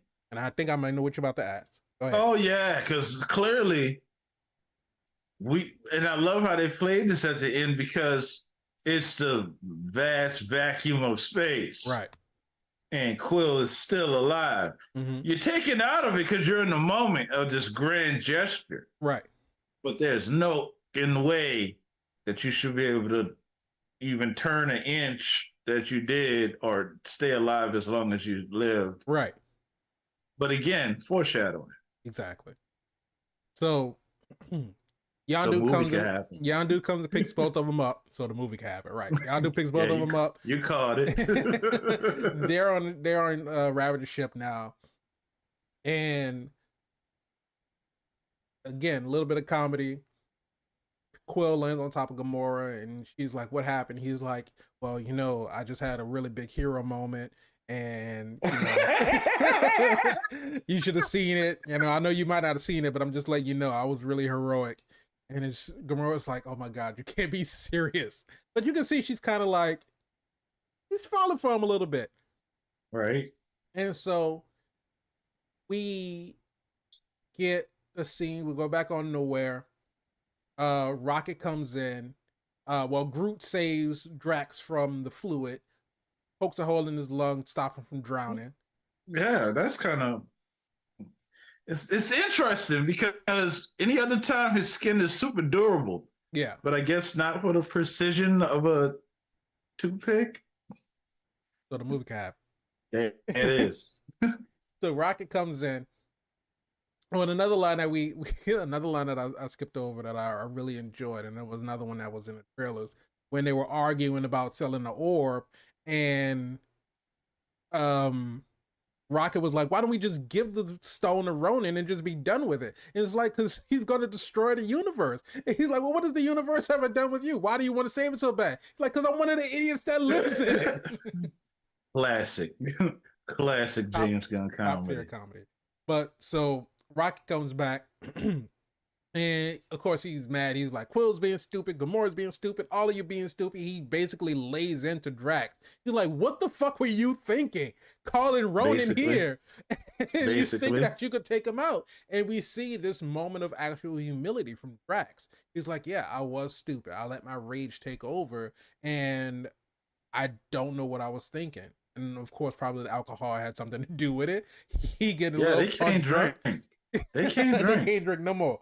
It's like, y'all, no alcohol for y'all.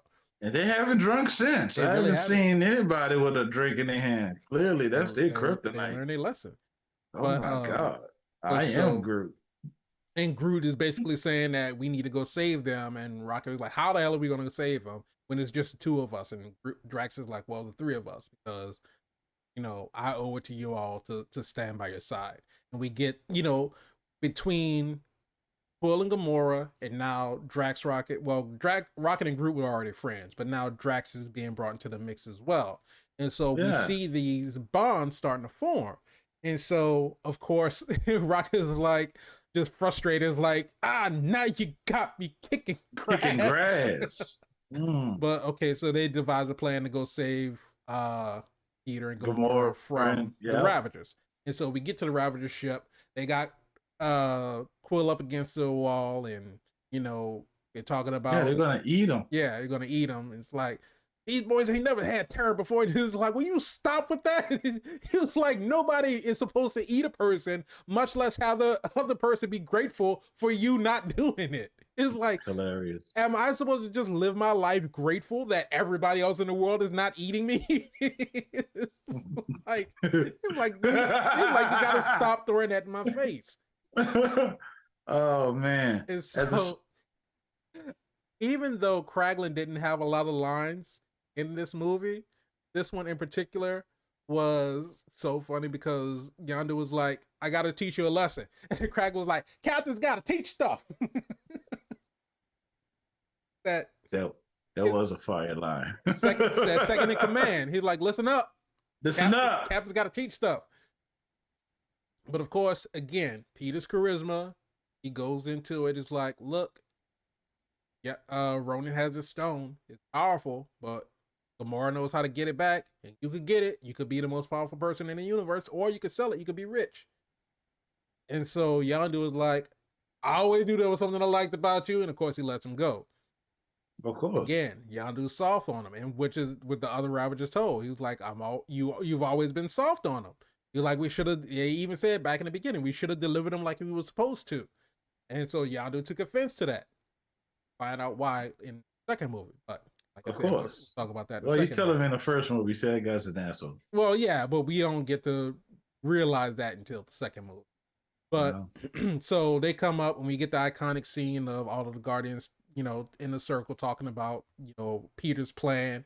And he said, Peter's like, well, I have a plan. You're just copying, Rocket's like, you're just copying off of me when I said I have a plan. He's like, I can have a plan. It's not that uncommon of a thing for people to say. He was like, okay, well, how much of a plan? What percentage of a plan you have? I have 12% of a plan. He's like, that's not a plan. That's merely a concept. And so, yeah. He's like, that's a fake laugh. Like, it's 100% real. He's like, that's the realest laugh that I've ever laughed in my life. And so we get the heartfelt conversation where Will is like, listen, Yondu's going to be through that door any minute, and he's going to be expecting his great plan. And I have nothing. I need you guys. I need your help.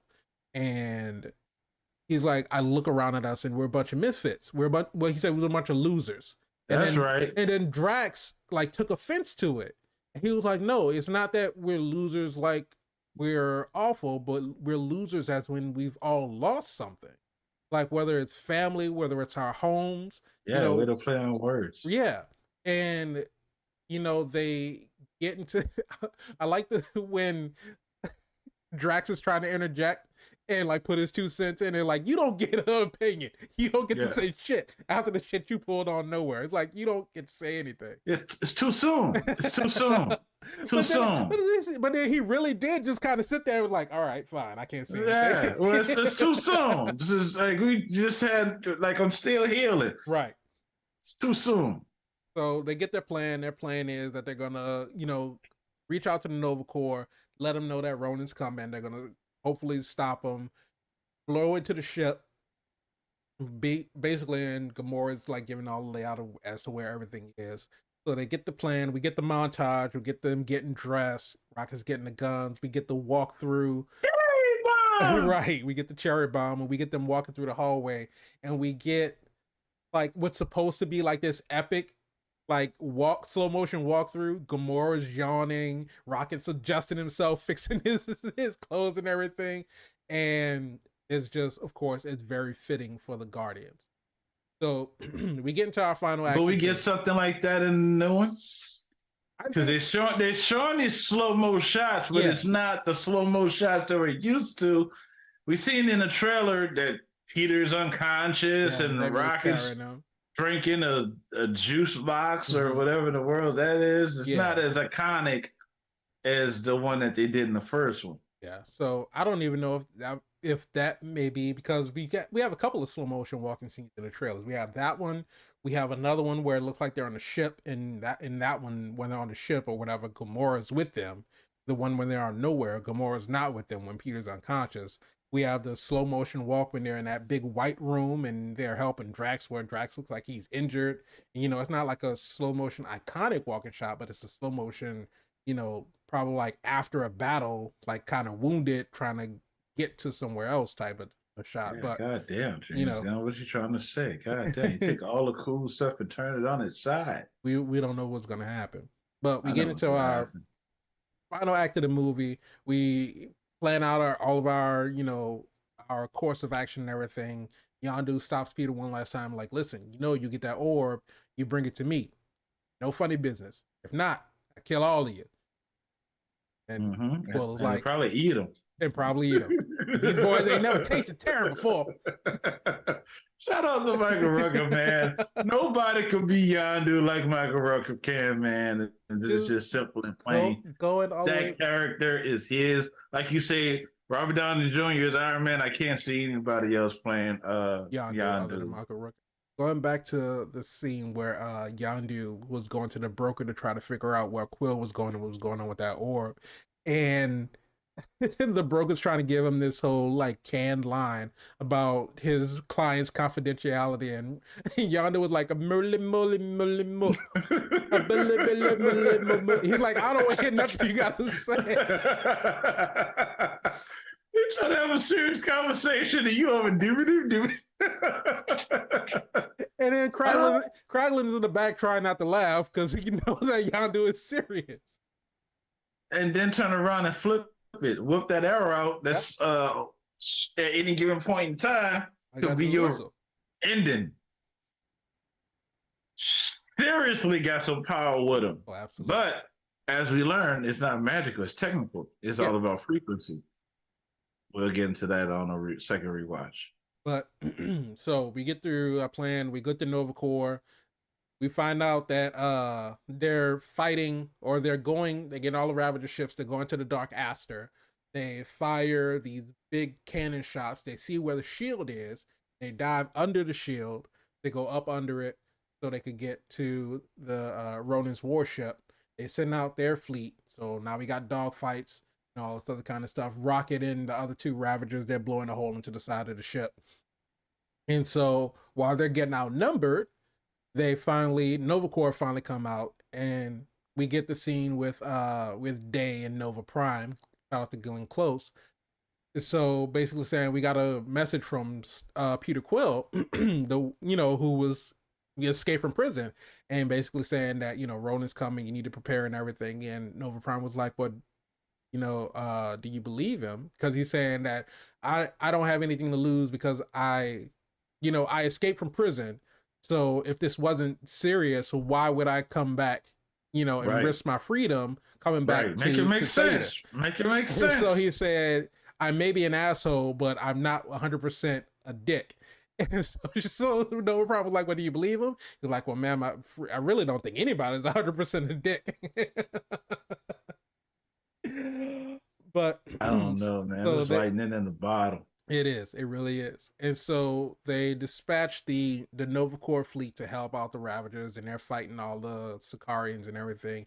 Yondu goes down out into a field somewhere, and he's like, "Don't remember what I told you, Quill? That orb's mine. I see you on the other side." And so he goes flying out. And we get, again, they blow a hole into the ship. And so Quill just basically, because he's trying to get away from everybody, he's getting shot at and everything. They're getting outnumbered. So he just basically crash lands the Milano into the ship. And Drax is having the time of his life while they're sliding, trying to survive. Yeah. It's weird that he got excited all about that, because I'm not going to go into that. He wasn't that excited when he was going through similar crashes. That's all I'm saying. But here he is. Yeah. Having a ride of his life. But again, we also get to see Peter's flying abilities. Because Peter's basically, he's zipping and weaving and all this other kind of stuff while he's firing and getting into these dogfights. So they get out of the ship and they're in the dark. We get to see Groot's like little firefly light ability where he's like illuminating the the whole place. And so Drax gets into his monologue. He's like, you know, before I was upset because I didn't have anybody, but now I have friends. He's like, you, Tree. Well, he's like, you, Peter Quill, you are my friend. This dumb tree, you is my friend. This green whore, you are my friend. Oh, wow. Gamora's like, oh, you must stop. But again, the foreshadowing, because Nebula comes in, she drops in, and then she starts spouting off at the mouth, talking about how she's going to kick Gamora's ass and all this other kind of stuff. And mid-sentence, boom, just blows her away. And she Drax with the gun, pulls it down. Nobody speaks to my friends that way. Who else you want on your team? The Destroyer, who called Ronan and gets his ass kicked. And so, of course, they get into a fight because they're trying to get to like the central station and everything. They start fighting. Fights happen. Gamora and Nebula end up fighting because Gamora is supposed to open the door so they can get to Ronan. Right? And while all of that's happened, the Sicarians start dive bombing the city while they're trying to evacuate. Yeah, how crazy is that? It's just some suicidal, not kamikaze nonsense. They don't care. They don't care because even Drax said, "I think of the Sicarians as paper people." You know, it's just they're expendable. And we saw when Yondu crash landed, he got surrounded by Sicarians. Yondu Udanta. You know, he just basically took out his little arrow and used it like a pencil and on paper. Like a pen on paper. Not only ripped through the soldiers themselves, but ripped through the ships and killed the soldiers inside the ships. And then they all died. But so we get the fight scene. Korvat's back, and he finally recognizes Star-Lord, calls him Star-Lord. And Peter's like, finally, I get some recognition. Somebody put some respect on my name. There you go. So they get That's all you want in the universe. You just want somebody to know who he is. Exactly. Yeah, they get into the fight. Drax rips out whatever like CPU processor he has in his head. Yeah, I really want his storyline to see how he went from that to that. Yeah. And can we get him back in the MCU? Can we like get another chip in there? Can we bring him back? Because he's such a joy to have. I don't know, because the ship got blown up pretty much. So I don't know if he got captured. Yeah, he could have got ejected from the ship when it, you know. But so best part of what if. Just go ahead and throw that out there. But so Nebula and Gamora fighting. They have their whole conversation about Gamora's trying to get Nebula to see reason, like how detrimental this would be. All of these people would die. Nebula's not having it. She's like, I don't care. And so Nebula shocks the shit out of Gamora. We see like all of her like skeleton and shit. Yeah, we do. And whole comedy, cartoon, comic book, effect. Right. And so basically their whole objective is to keep Ronan from reaching the ground because, again, we didn't get to see this part. Once he reached we didn't down. talk about this. We didn't talk about this part, but Ronan gets the Power Stone. He puts it in the hammer while he's on the call with Thanos, basically telling Thanos, he was like, you sent me to get this orb, but now that I know that this orb contains an Infinity Stone, I can destroy Xandar myself. And I don't need you. I don't need you. And so he said, once I destroy Xandar, I'm coming for you.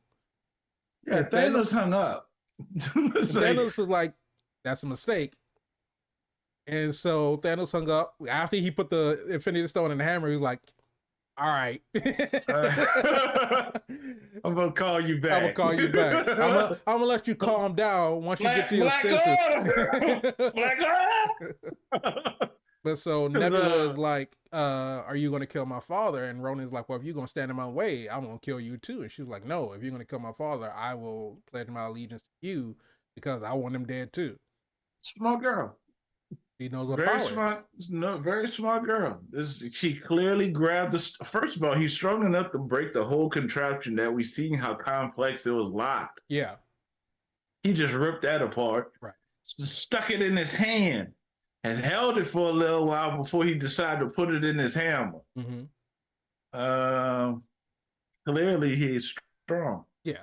He does have some power. And smart enough to know not to continuously hold it. Right. And so while the city's getting dive bombed, Rocket and the other Ravagers, they go and they kind of go surface level, trying to, mitigate the casualties, kind of blow them out of the sky. Rocket's like, look, you need to hurry up, get in there, blow up the ship, do something, because we're getting overrun down here. We see a couple of Ravagers die and everything. We see the Dark Aster pushing through the Nova force field. We see all Daenerys Saul and all of the other Nova. Where's the Nova Corps? Where are they now? No, I'm just saying. Where's that was the Nova Corps? That was them? Yeah, that was the Nova Corps. So like most of them got blown up. But in Infinity War, Thanos goes to the Nova planet. Xandar. He goes to Xandar and destroys the Nova Corps. Right. Again. Yes. Off screen. Yes. Where's the Nova Corps then? Dead. Where's amongst all that, we're not going to see the birth. Okay, we forgot. They're going to turn around and loop that in. Because how can you have the birth of the rider Nova without visiting the destruction of the Nova Corps? He's the last member for those who are uninitiated. I know somebody's probably saying that's not have nothing to do with the galaxy and the Guardians. They will. I mean, it will. Yeah. They'll be. Sorry. But there'll be, I would imagine at some point there's going to be a Nova movie. I'll probably circle back to the destruction of Xandar and what happened and why he has his powers and what he can do. Great way to bring Thanos back. But it'll be interesting to see who he's going to fight if Thanos is already dead. Yeah, that is true. But, so, like I said, Rocket's like, hey, y'all need to hurry up because we're getting overrun down here. And Quill's like, well, Gamora hasn't opened the door yet, so we're kind of stuck. And we still see Gamora and Nebula fighting. Gamora pushes Nebula out the window. Nebula, and I was trying to see, because at first I thought that she got like her wrist impaled and was hanging on by her wrist. But by closer looks of it, it looked like there were two pikes and they had her hand like that and she was stuck. Okay. So I don't think it like went through her arm. But either way, she basically bashed on her arm, broke her hand off, and decapitated herself. Well, dismember, because decapitated is cutting your head off. Yeah, close enough for your hand. Your hand's the head of the wrist. The hand is the head of the wrist. The hand is the head of the arm. That's even closer. There you go. Because I mean, you can make a mouth with it and everything. You got it. You got it. Oh, we are idiots. The fact that you made that analogy and I related to it, we're two special individuals. But that's the realest laugh ever. But so after all of that, Nebula lands into a Ravager ship, punches the window, takes the dude out of it. So here's my question. She doesn't need oxygen. Okay, there you go. Answer my question. Yeah. So the movie can happen. So the movie can happen. I'm like, she left and she went into space. You got a broken cockpit just opening to the air. She's so synthetic and enhanced. What oxygen go do for her? I mean, she still need to eat, apparently. Maybe she doesn't need to eat, but maybe she just wants to eat. Only if the fruit is ripe. Only if it's right. There it is. I can't even do it in a voice. It's not right. But so they finally get into the, I guess, main area where Ronan is. They bring out the Hadron Enforcer or whatever the gun is called. They shoot him. They think we won. And that dude wasn't even like all the way. It's like I think he took a knee. I think he took a Colin Kaepernick knee. Yeah, he pretty much took a knee and then stood back up. It was like that didn't do anything. You need a full receipt to get your money back for that gun. Well, I mean, Rocket built it. So. Oh, I'm just saying that. Wow. I mean, Rocket is smart. Rocket is a genius. He told Tony Stark, "You're not the smart. You're not the only. What do you tell him? You're only a genius on Earth. Yeah, you're the only genius on Earth." And so the ship ends up going down, and while it's going down, of course, they're like, we don't have a way to get out because the Milanos crashed. There are no escape pods or anything like that. That makes sense. So what Groot does is Groot encapsulates all of them. Because he is Groot. Because the ship goes down because what stops Ronan is Rocket straight up blast through. I don't know how he knew that they were in there. Yeah, he was coming for his friends. But he just stories about family. He's all about family. There you go. Rocket blasts in with his ship. Hits him with a ship. Runs over Ronan. Somebody need to. He is out of control. But so it destroys all of the engines and everything. So the dark acid starts to fall. Rocket's passed out. Drax is passed out. Drax is knocked out. And so they don't see a way to get out. So Groot encapsulates all of them. And again, the little details. We could have just said that Groot makes a ball and puts all of them in a ball and just covers them so they can crash land. But not only did he cover them in a ball, but he tethered himself to the ship to stabilize it. And then not only that, he wrapped all of them like seatbelts within the sphere. So ultimate safety, making sure that they're all safe. You know why, right? So the movie can happen. Well, not just that. not just that. Mm-hmm. It's because we are Groot. Because we are Groot. And so Rocket's like, why are you doing this? You're going to die. Groot says, we are Groot. Rocket cries. We get the crash landing. They come to, they see they're all banged up. They're all bruised up.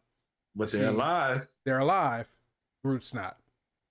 And so we see that Ronan gets back up. Ronan's fine. And so he starts proclaiming durability on this guy. Golly, those Wheaties do you good. It's the black face paint. It gave him all that. Hey, that's racist. He's blue. So you can't be racist if you're blue? Can't be racist if you blue with black face paint. Damn, Avatar, you got one. You got one. But so he gives his whole speech. People of Xandar. He said, people of Xandar, I'm going to kill you and all this other kind of stuff. He gives his grand speech. And then he goes monologuing to get ready. Of course, monologuing. He could have easily just destroyed everybody. But all he had to do is stick the stick in the ground. That's all he had to do. He didn't have to pay attention to shit that Quill was doing. But Quill distracted him enough to where he was like, what are you doing? He's like, it's a dance off, bro, me and you. And so he starts dancing. Ooh, child, things are going. So bring it down hard. And he's like, pass it to Gamora. And Gamora's like, no. I don't want none of that. He's like, subtle. I don't want none bring of it back. He's doing this. Chris Pratt, for the love of God, cannot dance. I appreciate his energy. I appreciate his enthusiasm. It's just a distraction. It wasn't a show of skill. It was just, I am waving my hands in front of you so it can distract you long enough so Rocket could put together the fucking gun. And he's like, what are you doing? He's like, I'm distracting you, you big turd blossom. And so he turns around. Drax has got the gun. Rocket connects it, basically like jumper cables. They fire it, hit it into the hammer, blows the power stone out. Ronan reaches for it. Quill jumps for it.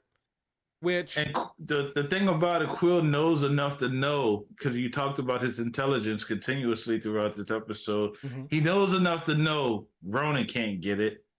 I gotta get it. Right. Not knowing what's gonna act. This is a sacrifice.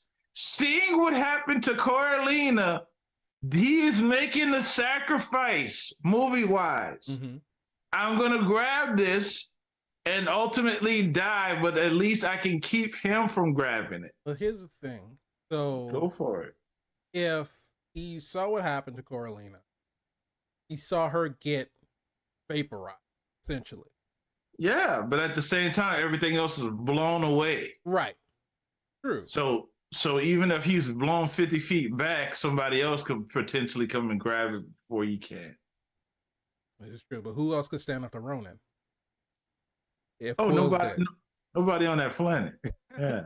So basically, I'm just saying, if Quill dies, the stone's Gamora. still there. Gamora. Nobody else. Well, I mean, they all had the little orbs too. So I guess I don't know, Yes, but they could have picked it up and ran away. maybe. The sacrifice play. You gotta Yeah, have the it's a sacrifice sacrifice play. play. And so, of course, we got the foreshadowing from the collector saying that, you know, at one point a group of very strong individuals, excuse me, I would say bless you, it happened, but there you go. but a group of individuals were able to hold on to the power for a limited period of time before they were, you know, killed. And so we got that foreshadowing. But so Quill jumps for the stone. He grabs it. He gets it. He falls. And while he's holding it, we see just this big purple puff cloud of smoke. And then, of course, all of the is it Agatha Harkness? swirls. No, it's okay. not chaos magic. But we get all the swirls and everything flying around. And so Peter gets a vision. Well, Peter is holding, and you know, he's like trying to get himself back up to his feet. Gamora says, Peter, grab my hand. And so while she says that, get probably some of the best VFX I've seen in Marvel movies. Phase 1? This was phase 2. Oh, phase 2? This is the best VFX in probably out of almost any Marvel movie. Where Peter is basically kind of flaking away, right? And so he gets the vision of his mom again holding her hand out, saying, hold my hand, take my hand. And so he turns his head, and while he turns his head, it's like the pieces of him are like flaking away as he turns his head, and it's just so incredibly done. But don't make them like that no more, man. Now everything green screen with a blue screen tent with a purple screen nowhere in the scene. Everything get rushed out because this is when we had time in between movies to be able to work on these things. But hopefully we can get back to that quality of VFX now that. Well, Kevin said we would. Yeah, so in the future we're getting. What's that? You're talking to him from the future right now? Is that what you're doing? Okay. But so we get the most epic theme. I would say only second to the Avengers theme itself, but the Guardians theme is probably one of the most epic themes. Yes, iconic. That hype theme, Guardians theme is just awesome, absolutely awesome. But was it more than Robert Downey's theme? Yeah. Okay. Like all right. Yeah.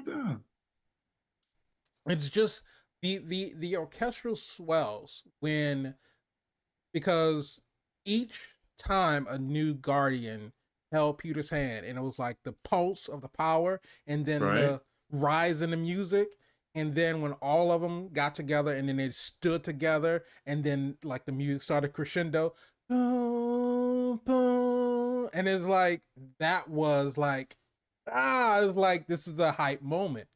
It was almost like Endgame in one movie. Before Endgame was even a thing. That's what I'm saying. DC got their money's worth. And so, of course, Roni can't believe it. It was like, who are you? It was like, who are you people? It was like, how is this even possible? And, well, dopest line. You said it yourself, bitch. We're the Guardians of the Galaxy. And so he opens his hand.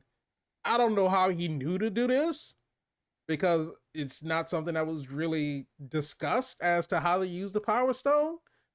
But so he opens his hand, his beam comes out, and after this great grand scene with the orchestral music, the dope mic drop, you said it yourself, bitch, with the Guardians of the Galaxy. I feel like Ronan died in probably the most comical way because it's like the beam like grabbed him and kind of wrapped around him, and then like his face was like, and like it just seemed comical. Well, it's a comic book movie, so I know it's a comic book movie, but his facial expressions didn't match. You wanted him to fry? I mean, it was kind of lightning-ish. I feel like the way that Peter was like crumbling and kind of like breaking apart. I feel like something like that. Like if he would have been like illuminated with light from within and like cracked and like kind of like Smith in the Matrix. Yeah, kind of like that. If it was something like that, I just felt like his face was too comical for the seriousness of the scene. I got you. And respect everything that you just said, but you do realize we already spent that money on Peter Face. We can't do it twice. All right. So budget restraints over here. You go get this good explosion, and he the villain, so that's how he go in his story. So Ronan's dead. Gamora puts the orb on top of the Power Stone. Quick hands with it. Purple clouds dissipate. Everybody cheers. Guardians of the Galaxy are victorious. Here comes Yondu. Yondu comes in. Will is like, Yondu, seriously, you might have been like 50 feet away. You might have missed everything that just happened. But seriously, you cannot take this orb. And Yondu's like, look, you promised me. You said you was going to give it to me. And so Peter's like, and then we was rewatching this. We see while he's talking to Yondu, he puts his hand behind his back. This is true. It's the sleight of hand. On first watch, you miss those little details. So he puts his hand behind his back. He pulls the other orb out. He gives it to Yondu. Like, and he tells him, don't open that. That's dangerous. Don't open it. You see what it does to people. Right. And so Yondu leaves. They get back on the ship. And so he's talking to Kraglin. He was like, yeah, Peter turned out all right. It's a good thing we didn't deliver him to his dad like we were supposed to. And it's like, yeah, that guy was a jackass. And so we get the scenes like, because when Peter's mom died, when Meredith died, she said, right. Your grandfather will take care of you until your dad comes back to get you. Right. And so we see that when he gets abducted, now we learn that he got abducted because he was supposed to be bringing him, they were supposed to be bringing him to his father. This is also correct.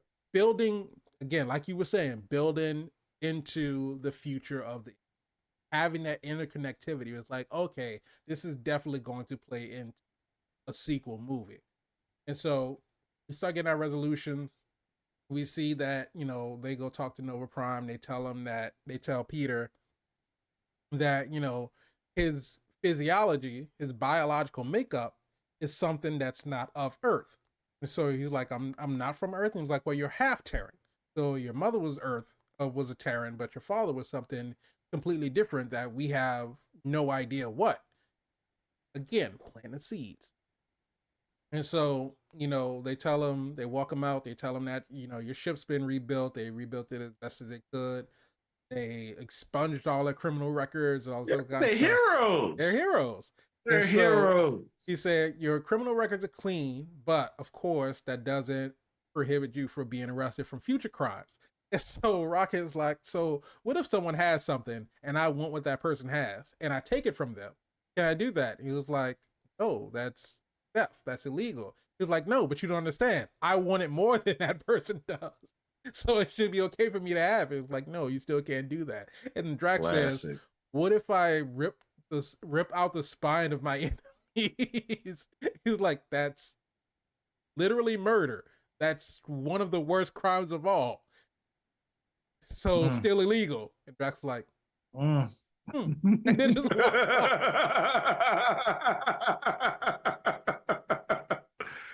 okay. He's like, yeah. Right. He's like, maybe on this planet. Right, if you say so. Call a spade a spade. We get the final scenes. They get on the ship. So Gamora's like, because they're going through all of the stuff and they're playing Ain't No Mountain High Enough. Because Peter opens up the present that his mom gave him right before she died. Which is so interesting that the whole ship was destroyed except that one box that was in with all the stuff intact. But okay, everything is so the movie can happen. Granted, maybe where they crashed and where the ship crashed, it could have been somewhat still intact. Possibly, yeah. because they did show how the ship was rotatingly halfway, which is interesting on all these outer space movies, shows, TVs, events. They never really have quite ordinary spaceships. No, they don't. But I mean, It, what would be an ordinary? something that looks sleek, something that looks aerodynamic, something that I feel looks like the like Milano was pretty sleek. I feel like yes, the yes, the the Milano was a Milano nice the Milano spaceship. and the Benatar, because the Benatar was kind of modeled after the Milano, but the Milano and the Benatar were a lot sleeker than the Bowie that they're gonna have in Guardians.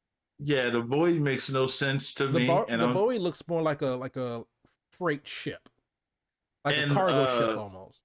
yeah, and the Ronin ship doesn't look, Ronin but then ship looked just and I Thanos don't know. ship doesn't look like that. But we could do a whole nother show on Yeah, ships. But anyway, but so they're listening to Ain't No Mountain High Enough. They're going through all of the different scenes. Nova Prime put the orb. Well, we see Yandu. The Ravagers are celebrating because of a victory and all this other kind of stuff. Yandu, I guess his curiosity got the better of him. He opens up the orb, finds out it's a little troll doll, but he smiles because you he know Peter got he one on him. yeah, he knows Peter got one over on him. He raised him right. He raised him to be a Ravager. And so we see that the real orb for the Power Stone goes into the vault on Xandar. Nova Prime walks away from it. We see Day goes back to his family. We saw that his wife and daughter were actually running through the streets Rocket earlier. saved them. Rocket literally specifically saved them, not saved them intentionally just to save them, but we saw that the scene that Rocket ended up saving them. We got that because every time they highlight somebody, they put somebody in the scene that comes back at some point. So we see that was Day's family, and so we get back on the ship.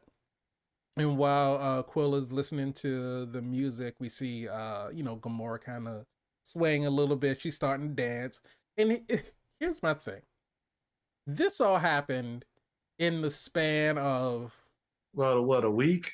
less than that, 2 days, 3 days, maybe.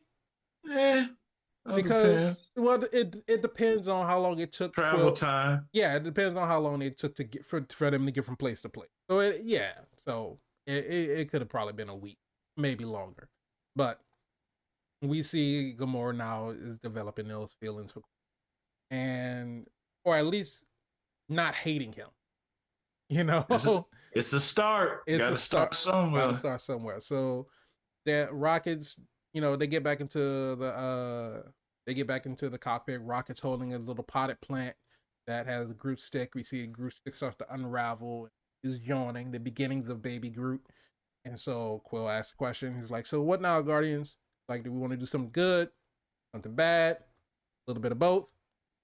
And Gamora says, well, follow your lead, Star-Lord. Bit of both. So they fly off. And then we get the post-credit scene, or the mid-credit scene of Groot dancing, Drax looking at him, and Groot stops. It goes into volume 2 for the intro scene. Then we get the post-credit scene. Collector sitting in his ruined museum, drinking his martini or whatever, and Cosmo looking him in the face, and Howard the Duck in the other case are like, why you let her look you in the face like that? Gross. And yeah, there's a rumor that Howard the Duck is probably one of the most powerful MCU characters that of omnipotent power, but he just chooses not to use it. It's possible. I mean, you can't make him use it if you don't want to. Exactly. But that is 2014's Guardians of the Galaxy. And I love these rewatches. I'm pretty sure we already know the answers to this, but I'm going to ask it anyway. Mr. VIP Frankie Washington, when it comes to 2014's Guardians of the Galaxy, is it super? Oh, we do that for these? Okay. Yeah. Yeah. Watch that thing. Yeah. Go ahead. Watch that thing. If you don't watch that thing, you're missing out. The Guardians are one of the staples of the MCU. If you're not watching it, I don't know what you're doing. This is one of the ones that you want to own. You want to own this one. You want to go back and look at this one later on. So go ahead and make that investment. I enjoy rewatching it. I enjoyed it a lot. I might rewatch it again. Some of them worth watching again. Spider. I'm not gonna hesitate. I'm gonna ask you right now. I'm gonna ask you right now. Guardians of the Galaxy. The first one with old man Groot in it. With old man Groot. Yeah, he old. He was drinking fountain water. You know that's something only old people do. Sanitary. What is so far? This is probably the most Here we go. That I've had. Here we go. You have these expectations of me. I just spent the last 2 hours talking about how much I enjoyed this movie. You think I'm about to shit on it in the 12th hour? No. What a twist! Honestly, I hated it. It was absolutely not super. James Gunn could have did better. This cast of characters was just out of pocket. I don't know where he got these people from. What a twist! Worst performance ever. No, fuck, man. This movie was absolutely super. This is probably one of the most fun, the most amounts of fun that I've had watching a movie. And like you said, this is something that we've seen multiple times before. So it's not like any surprises were coming out or anything like that. And it's just, like I said before, it was coming off of the backs of Avengers. So we already had the ensemble movie. We had an ensemble movie with established characters. Now we have an ensemble movie with characters that we hadn't seen before. And for the people, the amount of critical acclaim Guardians of the Galaxy got, that just goes to show you, because of course we weren't in our, superhero overflow that we are in now. But it just goes to show you now. But it goes to show you how much people appreciated storytelling. We always talk about that on the show. If you have a good story that can overcome, casting downfalls, it can overcome some writing shortfalls. It could change the world. So you have a story, but you have great performances, you have great CG, you have great action, great comedy, great emotional beats. Literally every single character, every single main character in this movie had an emotional arc. Whether it was Gamora and explaining how Thanos killed her, Thanos abducted her from her home planet after she killed her family. Peter losing his family. Peter rallying up the Guardians. We got Drax talking about him losing his his wife and his daughter. Rocket talking about being, built and not asking to be made and getting broken down and built back up again. We get Groot's just painstaking "we are Groot" moment. Rocket saying that he don't speak, so I don't remember how he said it, but he's like, his vocabularyisms aren't as good as me and you. Whatever he said when he was telling Quill like why Groot talks the way he talks, he said his vocabulary is limited to the words "I" and "am" and "Groot" exclusively in that order. But we get, again, the foreshadowing, the callbacks. He said that he can only say "I am Groot," so we get how important, how impactful it is that Groot says "we are Groot." Of course. And it's just every single part of the movie. It's literally almost a perfect movie. I don't know what else it could do to be over the top to be a perfect movie, but like I said, there are some things that doesn't make sense. There are some stuff that was like, okay, how did this happen? How can you explain this? But it's one of those things that is just, it's part of it's part of the world, it's part of the movie, it's part of the storyline. So you kind of just gotta go with it, because these other the Sicarians, they are all crash landing, they all blow up, but Yondu can crash land and he's fine. Right, so it just depends on plot armor. It's pay for people versus a main character, right? A side character. True.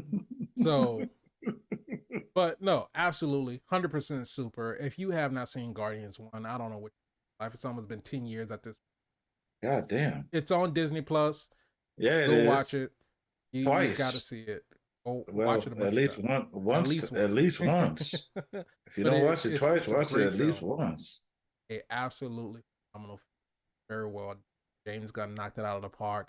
He paved the way for the Guardians. And it was just, I think he really set himself apart as a director for these franchises, because he has been nailing it on every property that he's been working with so far. The guy don't miss.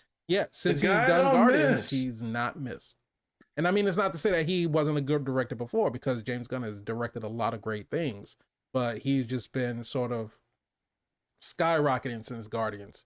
So absolutely phenomenal. Can't say enough good things about it. He need to pay me the money he owed me. That's what I'm gonna say. I need you to stop lending That's people money, because you got too many what people I'm that gonna owe you say. money. That's what's that?